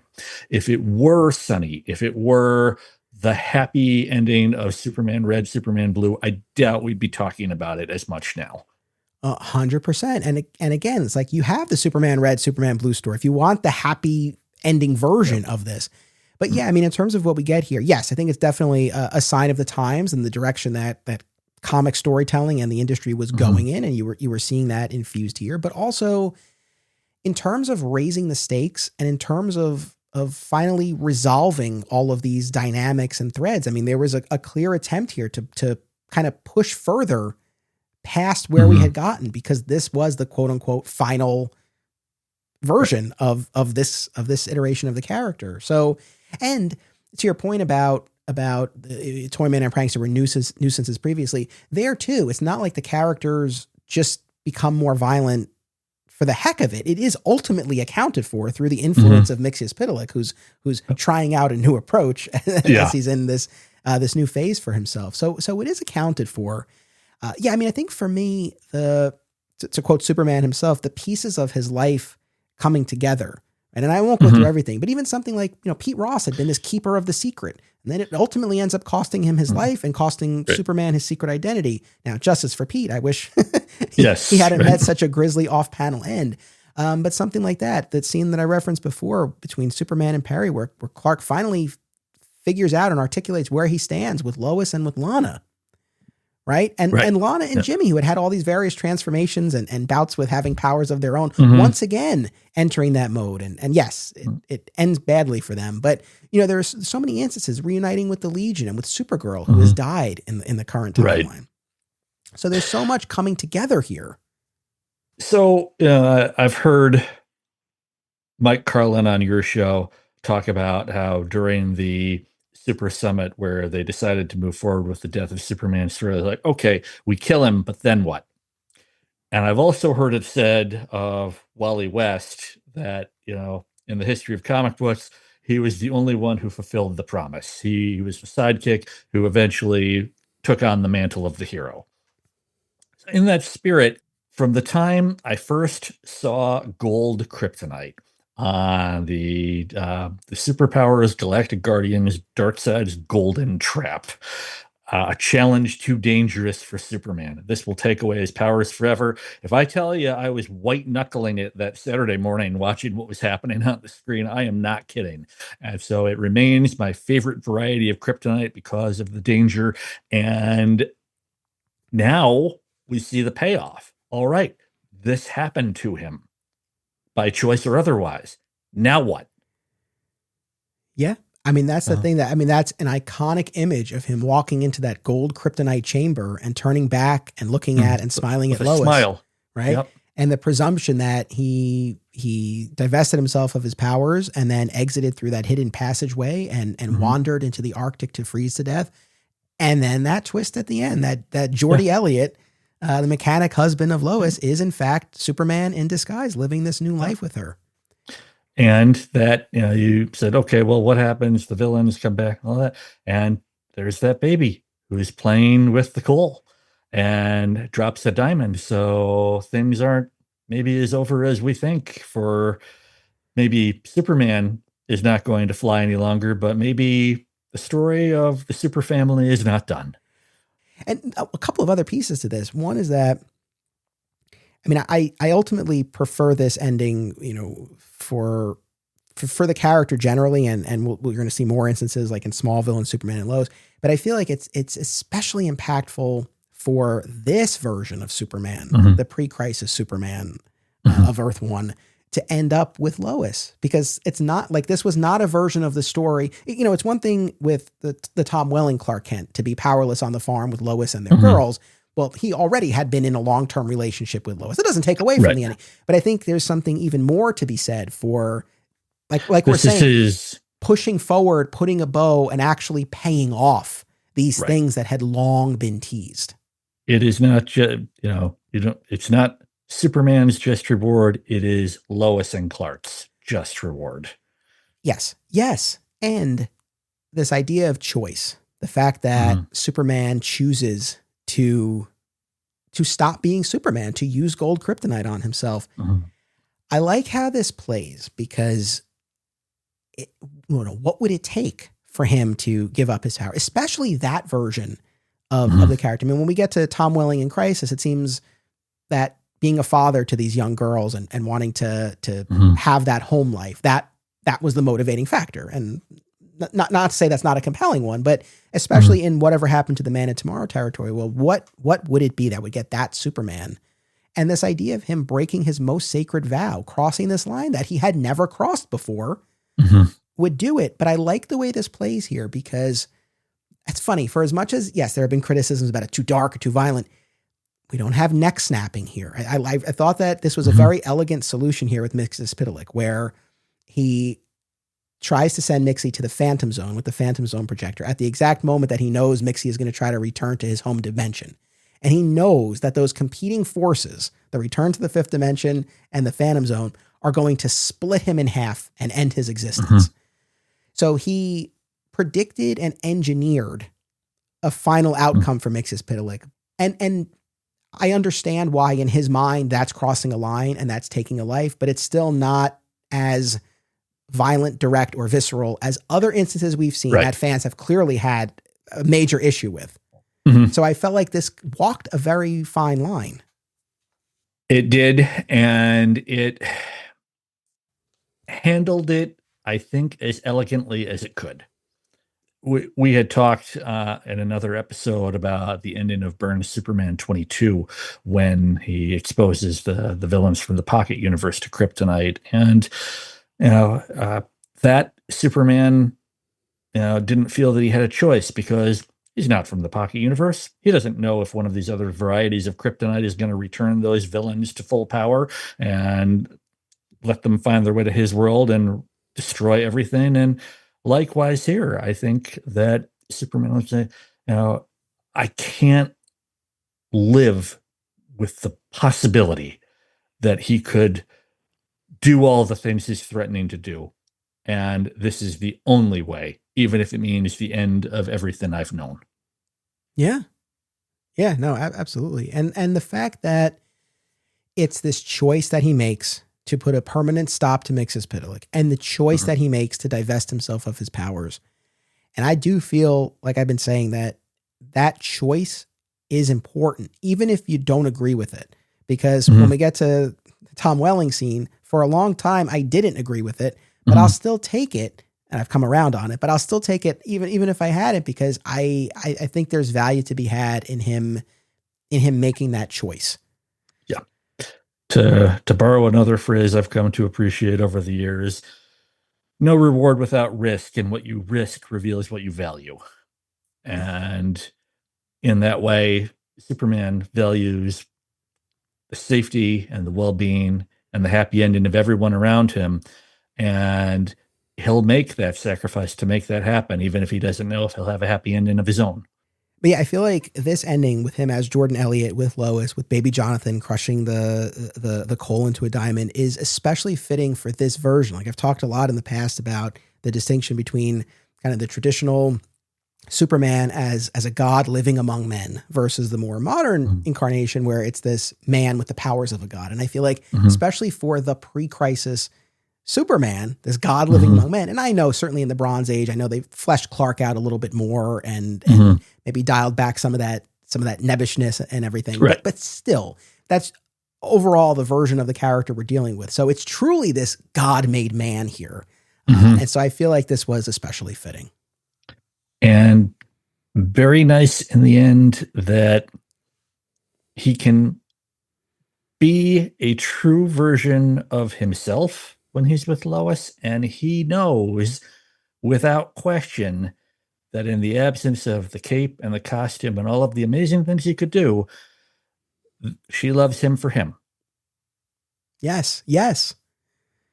Yeah, I know. That's another aspect to it as well. I got a couple of audience comments here. So Ricky says that as great as whatever happened is, I don't really like Superman creating a whole new identity after giving up his powers, since Clark Superman is essential to his whole being. That's not an aspect of it I've ever gotten hung up on, but I do understand that. I mean, obviously it's a major plot point here that his identity is exposed. I would also say that, especially for this incarnation, going back to what I was saying a second ago, where it really was more Superman who disguised as Clark Kent.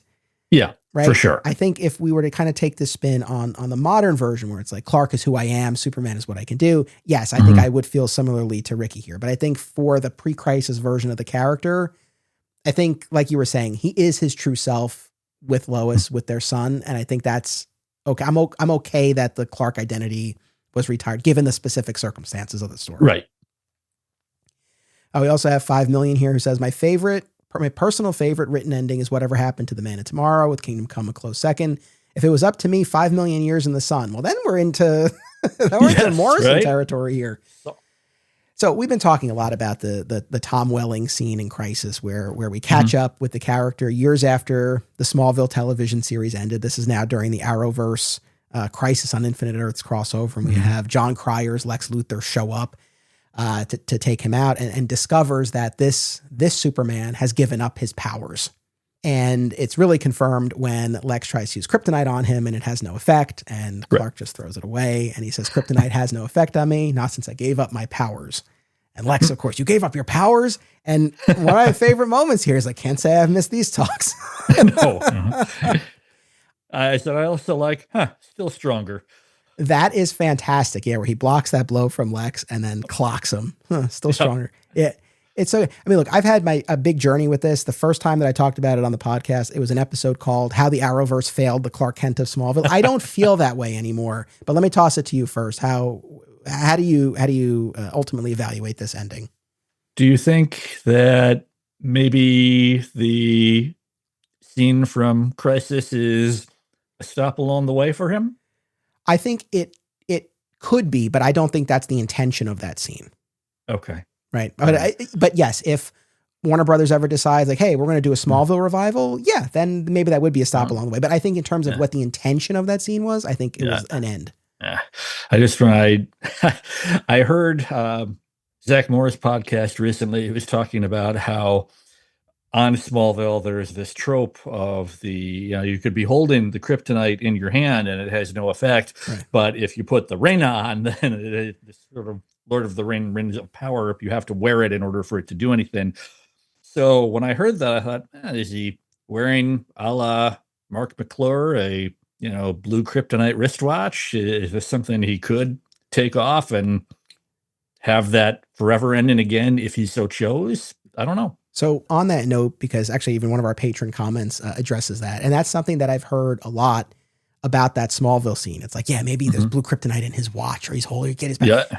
And sure, it's like at the end of the day, whatever headcanon you guys need in order to be cool with it, that's fine. I truly think in terms of what the intention and the meaning is behind that scene, I don't think that's what's going on. But at the same time, like I said, if all of a sudden Warner Brothers is like, hey, we're going to do an HBO Max 8-episode revival of Smallville, then I'm sure there will be some way that he's able to restore his powers. But I don't think that's what, I genuinely don't think that's what was intended at all. But I don't want to belabor the point because I know this has come up so many times, but my initial objection was that so much of the Smallville television series, which I love immensely, but so much of that series was him putting off and rejecting his heroic destiny and wanting to just be normal, wanting to just have this life in Smallville with Lana.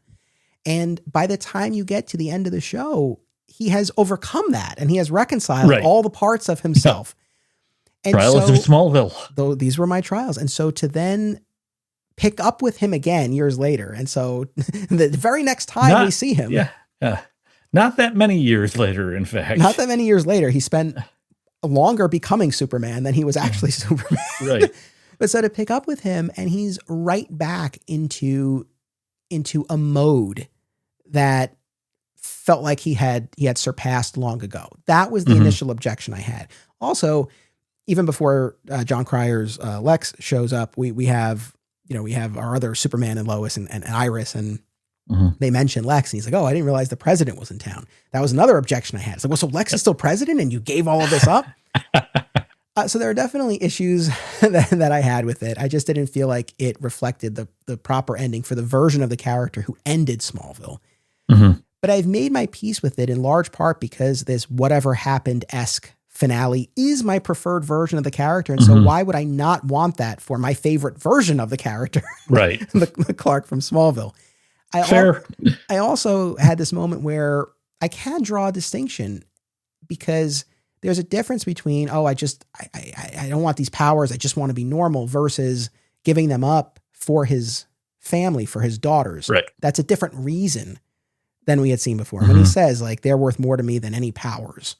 Yeah. So that made a difference. And then the last thing, and I know I kind of rolled my eyes at the whole blue kryptonite thing, but I guess I'm doing my own headcanon gymnastics here too, because I think there's a story in between we've never seen and probably will never see. But I choose to believe there is some connective tissue between the series finale of Smallville and that scene in Crisis that would or could be a satisfying accounting of how he got here. And I know I'm really bending over backwards here, but maybe he patched things up with Lex. And that's why it's not that big of a deal that the president's in town. So there's a version of this where it works. And that's how I've ultimately really made my peace with this. Yeah. And, blue kryptonite is one way. We don't know. He could have put on that gold kryptonite wedding ring in the end and decided, hey, this is it once and for all. We don't know. But I'm happy that it is a satisfactory ending for you. And I remember listening to that first episode where it had not yet gotten to that point for you. So I'm pleased to hear that you're at peace with it. Yeah. I mean, I have made my peace with it. Like I said, I do think the implication or the intention is that this is permanent, that he used gold kryptonite, for example. And I think, for, Mark Guggenheim, who was spearheading this whole thing, it was probably a function of a couple of things. One of them being that I think all parties involved understood that Tom Welling was not going to put on a costume and fly off into battle. So that's one thing. But also it's like, I know I just argued against this, or in the past I argued against this, but I do understand if you are looking at the Smallville series as a whole, not just the series finale, but you're looking at that series as a whole, that desire to be normal was a quintessential part of the show. So to tap into that for this return appearance, I get it. And if you want to, get into the, I don't want to say even more obvious, but the show is called Smallville. It's not called Metropolis, right? So that he ends up in Smallville is in its way fitting. Yeah. So he has Lois. He made that choice, and I don't know. Do we get our wink? In a way, a little bit, yes. The thing they're happy walking together to clean up whatever mess the girls have made. Not bad. The one thing though, I just can't get on board with is how nonchalant they are about this warning about the multiverse. Especially Lois, who's like, "Oh, you finally made a funny." Yeah. I always go back to the 200th episode, Homecoming, where we have the present day and future Clark in the elevator, and future Clark is like, "We've been through weirder things," and I just have that in my head. It's like, you guys. Yep. Or, when did I get so uptight? But, I think maybe if you're Clark Kent, who has been Superman, and you make the choice to give up your otherworldly powers to live your life as a man on the farm with your wife and your children, at a certain level, you must also, for the sake of your own sanity, be willing to say, maybe these weird things are happening out there, but I have chosen not to make them my problem, and somebody else is going to have to deal with it. Yeah. Yeah. I also, and I guess we've already cited these moments, but they're worth more to me than any powers, still stronger. Can't say I've missed these chats. I love the way Welling played the character, because it certainly felt like our Clark, but there was, maybe that's the wink. I think the way he was playing him, there was a calm, a peace, an acceptance, a lightness that we hadn't seen. So maybe that speaks to this being a viable path for him. Brian McDonald says, I'm going to go a little out of the box and say the Tom Welling crisis. I don't know how out of the box is. I feel like, I had my objections, but I feel like generally people were okay. I don't know. He says, if there's any version that is believable where Clark would give up his powers, it would be this version. He does embrace his destiny, but he had always wanted a normal life. So I thought it was beautiful. Plus, in my headcanon, here you go, Tim, his watch has blue kryptonite where she can remove wherever he needs. And then Julie here will take us from Smallville to Superman and Lois as we start to wind down here. Julie says, I think the Crisis TV ending for Smallville's Clark and the ending for Superman and Lois fit the best in large part because they're probably the more streamlined. With Superman and Lois, his ending is about the disconnect we feel with growing old and eventually accepting it. That final season hit so hard because of the parallels to our bodies failing us eventually and needing to learn to become different people and the different kinds of helpers with the passage of time. Clark learns that change isn't to be feared, but to be celebrated, as still having ways to become new by learning new things. So that takes us to Superman and Lois, where Clark is essentially human because of this heart from Sam Lane that was used to bring him back to life. And then we get this whole montage where we track him through the final years of his life, through his death, and into this white light afterlife reunion with Lois. Where do you land on this? I love the montage. I really do.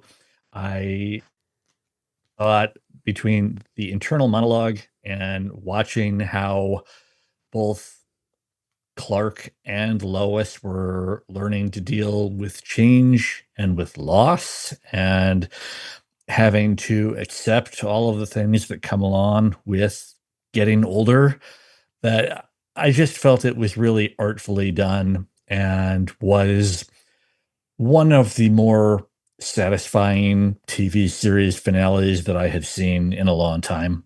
So I thought from both a narrative and an emotional standpoint, they hit the mark for me. Okay. Yeah, right on. I'm not heartless here. I definitely found that final montage moving, these final moments with his younger sons and Chrissy and Kyle and Lana and John Henry. Still roll my eyes a bit about the forgiveness towards Lex. I like the idea. I like the motivation behind it. I just don't know that I really buy it in that specific context with that version of Lex, but fine. And yeah, that ultimate reunion where she's standing there in the red dress. I mean, The dress. it's beautiful. It conjures an emotional reaction. Like I said at the top, I mean, the fact that this show had the surprisingly rare opportunity in multimedia adaptations to actually do a series finale, and the fact that they took it as far as they did, and that we are ultimately in the category of whatever happened to the Man of Tomorrow. I think if there's something that's lacking, I do think it is that element of choice, right? He doesn't choose to become human.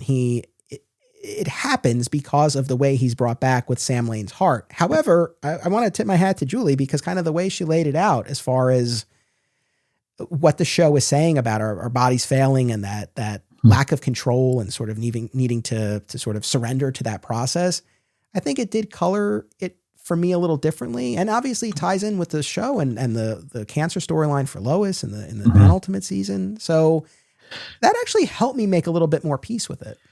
One of the standout moments of the final season for me was when John Henry realizes that something is off, that, the projectile is coming through the window of the newspaper in Smallville. And he says, hey, you reacted to that in real time. You didn't anticipate it before any of us knew what was happening.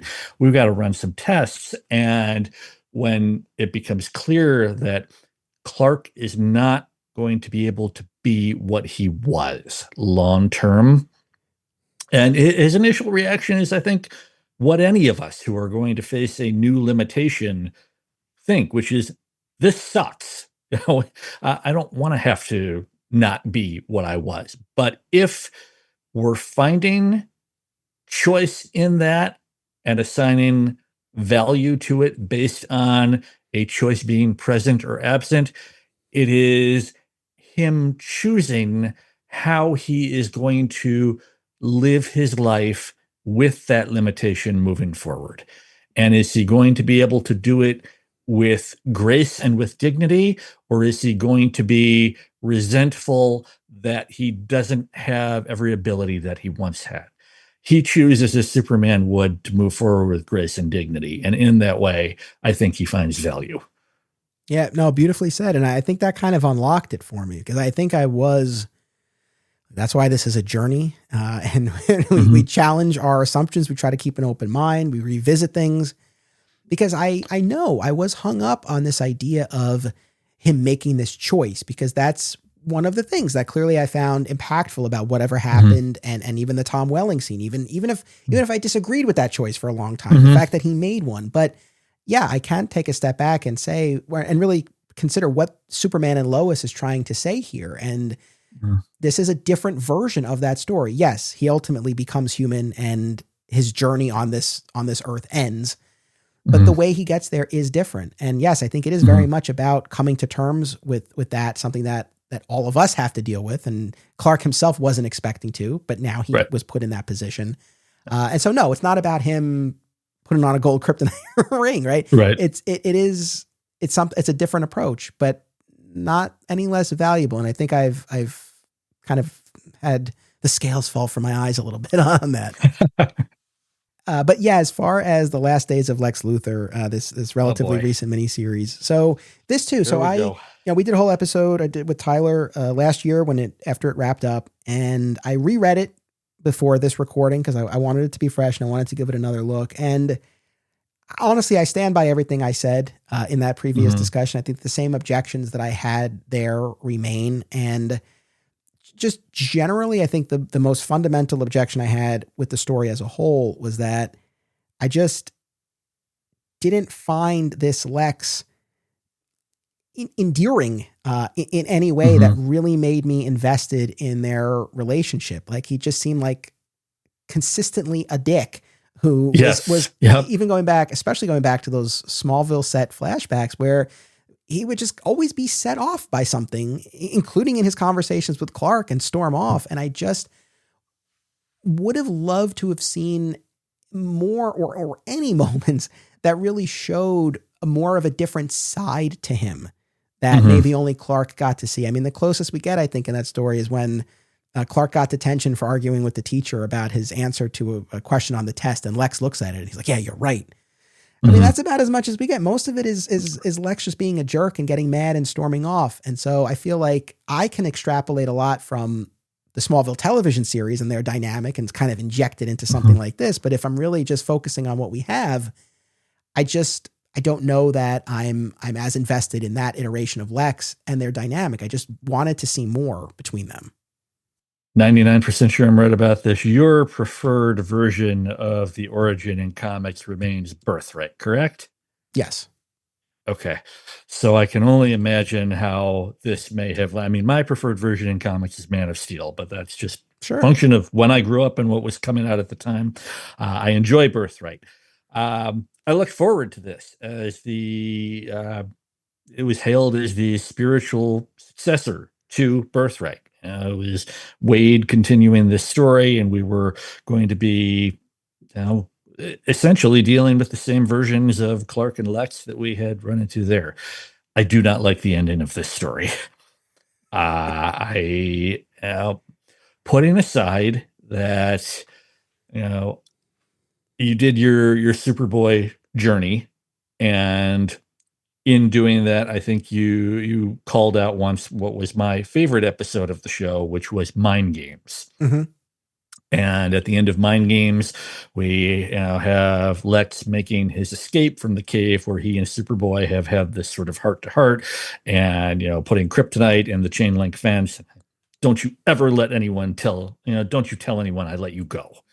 And it's essentially the same ending here, except that we lose Lex and we leave the world without Superman. We have a permanently depowered Clark. And this is not how I want to watch Superman go out. So long story short, but Lex is dying of this mysterious disease. It ends up being a plot by Brainiac.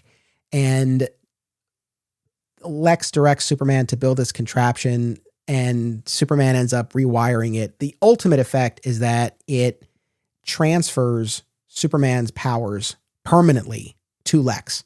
So Lex is cured of the disease, now has the powers of Superman, and Superman is mortal. And the reason given, what Superman says is that he's not smart enough. Superman is not smart enough to defeat Brainiac. Now, when Mark Waid was on the show, I asked him about this because it really bothered me. And I tried to be diplomatic, but I just said, like, that's, I'm kind of still wrestling with that aspect of it and whether it's true and whether Superman believes it. And according to Mark on this show, I mean, he said that, yes, that was the case. Like, Superman believed that he was not smart enough to defeat Brainiac. And that's why he had to power up Lex, because all the other heroes of the DC universe have been bottled. So, two things on this front. One is that, and I reread it, and I was really, I guess one of my questions to myself was, okay, does Lex end up actually doing something that required Lex Luthor's specific brand of intellect and expertise to win the day? Not really. The only thing I can really point to is that Lex knows to use his heat vision in the sun. The idea is that the heat vision in the sun changes the nature of the energy. I don't know if it was like gamma rays or I forget what they call it, but that would be enough to penetrate Brainiac's force field. But at the same time, it's not like Brainiac was presented as a new threat in this story. Superman had faced him before. Presumably he dealt with this force field before. So it's one of those things. I wish that something had transpired where we actually got to see, oh yeah, you know what? Lex Luthor was actually the only person who could do this. Because then I feel like that would have at least justified Superman's belief and his choice. Right. And we're talking about the same Superman who, took Luthor's direction to build this power transfer machine, but also understood it well enough and could make sense of it well enough to rewire it at the last minute to get a different result. So we're not dealing with a dummy here. 100%. But so now my other thing with this is, and it's one of these things, the writer of the work specifically said what his intention was. So I'm not quote unquote right here, except in the sense that once something is out there, it's open to interpretation, I suppose. Yeah. Intended or otherwise. But here's my thing. I truly I know the author disagrees with me. I truly don't think Superman thought he was too dumb to defeat Brainiac. I think he could not deal with the fact or live with the fact that this power transfer machine was going to result in Lex's dying. That I can get on board with. That's what I think was really going on there. Yes. Yep. I think Mark Waid has said more than once in interviews I've read or watched that, his Superman will not kill. His Superman will not be responsible for the loss of a life, no matter the way, the shape, the form. And carried through to its extreme logical conclusion we get here, it just doesn't work for me. And I like so much. I've really enjoyed Mark Waid's stories over the years. I think it was on your show that I heard him say that, this was his favorite Superman story he had ever written. And I read it and I went, well, mine is still Kingdom Come from you, but, to each his own. And it's definitely worth a read. I mean, if anyone hasn't read it, I do recommend it. But yeah, I mean, going back to really the first story that we started with here in this discussion, the death of Superman, right? This story in the Silver Age where Superman trusts Lex and it costs him his life. So similarly here, he puts this ultimate trust in Lex. And in the end, Lex is instrumental in defeating Brainiac. And we have this red sun blast at the end as Brainiac self-destructs. And you were alluding to this before, but yeah, Lex in his final moment saves the now powerless Clark at the expense of Lex's own life and says, tell no one. So I like the fact that this faith that Clark has placed in his old former friend in the end was well placed and bore this fruit. But like I said, I needed to see more from Lex. I also, throughout the story, we're on this tour through the DCU as Clark is searching for a cure for Lex. And right. It would have been nice if along the way, Lex had demonstrated something, some selflessness, like something that would make Clark think, okay, he actually could handle this. And I mean, I've read it a couple of times. I personally didn't see anything that would really speak to that. Yeah. I know that Luthor's gift was not a favorite for you. Sorry about that. I'm glad I read it. Yeah. When you look at some of the Magan novels, Last Son of Krypton, Miracle Monday, there are these really winning moments where you're with Clark and Lex in Smallville growing up, and they're almost this great comedy team when they're in science class together, and Luthor is the wise guy and Clark is playing the straight man, and they're not clapping each other on the back, but they have this camaraderie and this chemistry that really works together, and they're kind of the only two in town who can get it. And sadly, I think we got more of that in Birthright, that sort of Megan-esque camaraderie, than we ended up with in Last Days. But there we are. Yeah, there we are. And that type of dynamic that you were describing, or the example I always use, you pick some moments from the early seasons of Smallville, Lex tying Clark's bow tie before the dance, right? Yeah. Stuff like that, I think would have made me buy in a lot more into this version of Lex and this lost friendship between them and the choice that Clark ultimately makes. But based on what we have, but I stand by my reading. I really think it was not so much that Superman thought he was too dumb. I really think it was that he just couldn't abide being responsible in some way, shape, or form for the loss of Lex's life. Right. No, much more on board with that reading because, hey, that Superman has beaten Brainiac a lot before. So why not now? Anything we haven't said, anything we haven't talked about that you want to before we sign off? Oh, I think we've covered it all. Well, audience, I thank those of you who submitted comments or questions. For those who didn't, or even if you did, once you've heard the episode, we would love to hear from you. So reach out. You can comment in the Facebook group or elsewhere on social media. We'd love to know what you guys think, what your preferred final fate is for Superman. And we'll keep an eye out for whatever the next final, quote unquote, final Superman story is. I don't know when we'll get something in this vein again. Well, thank you so much for having me for this episode. This was a lot of fun. Yeah, no, this was a blast. I thank you so much. I always enjoy our conversation. So thank you, Tim. Thank you, audience. Make sure you come back next week when a Supergirl fan journey begins. You don't want to miss it. Until then, as always, it's about what you do. It's about action. Support the show and receive exclusive content by becoming a member at patreon.com/Anthony Desiato. Rewards include our DCU spinoff podcast, advanced listens, sponsorship opportunities, and more. My sincere thanks to all patrons. Please rate and review the podcast via your platform of choice, subscribe so that you never miss an episode, and continue the conversation by joining us on social media. By popular demand, Digging for Kryptonite merch is available at our TeePublic store. Visit the link in the show notes to get your DFK shirts, hats, mugs, and more. Flat Squirrel Podcast is also home to Lighting the Bat Signal, a Batman fan journey, which applies the signature Digging for Kryptonite approach to the Dark Knight, as well as another exciting episode in the Adventures of Superman, now in its final year covering the classic George Reeves series. Subscribe today. Digging for Kryptonite is a Flat Squirrel production. Key art by Isaiah Simmons and theme music by Dan Pritchard.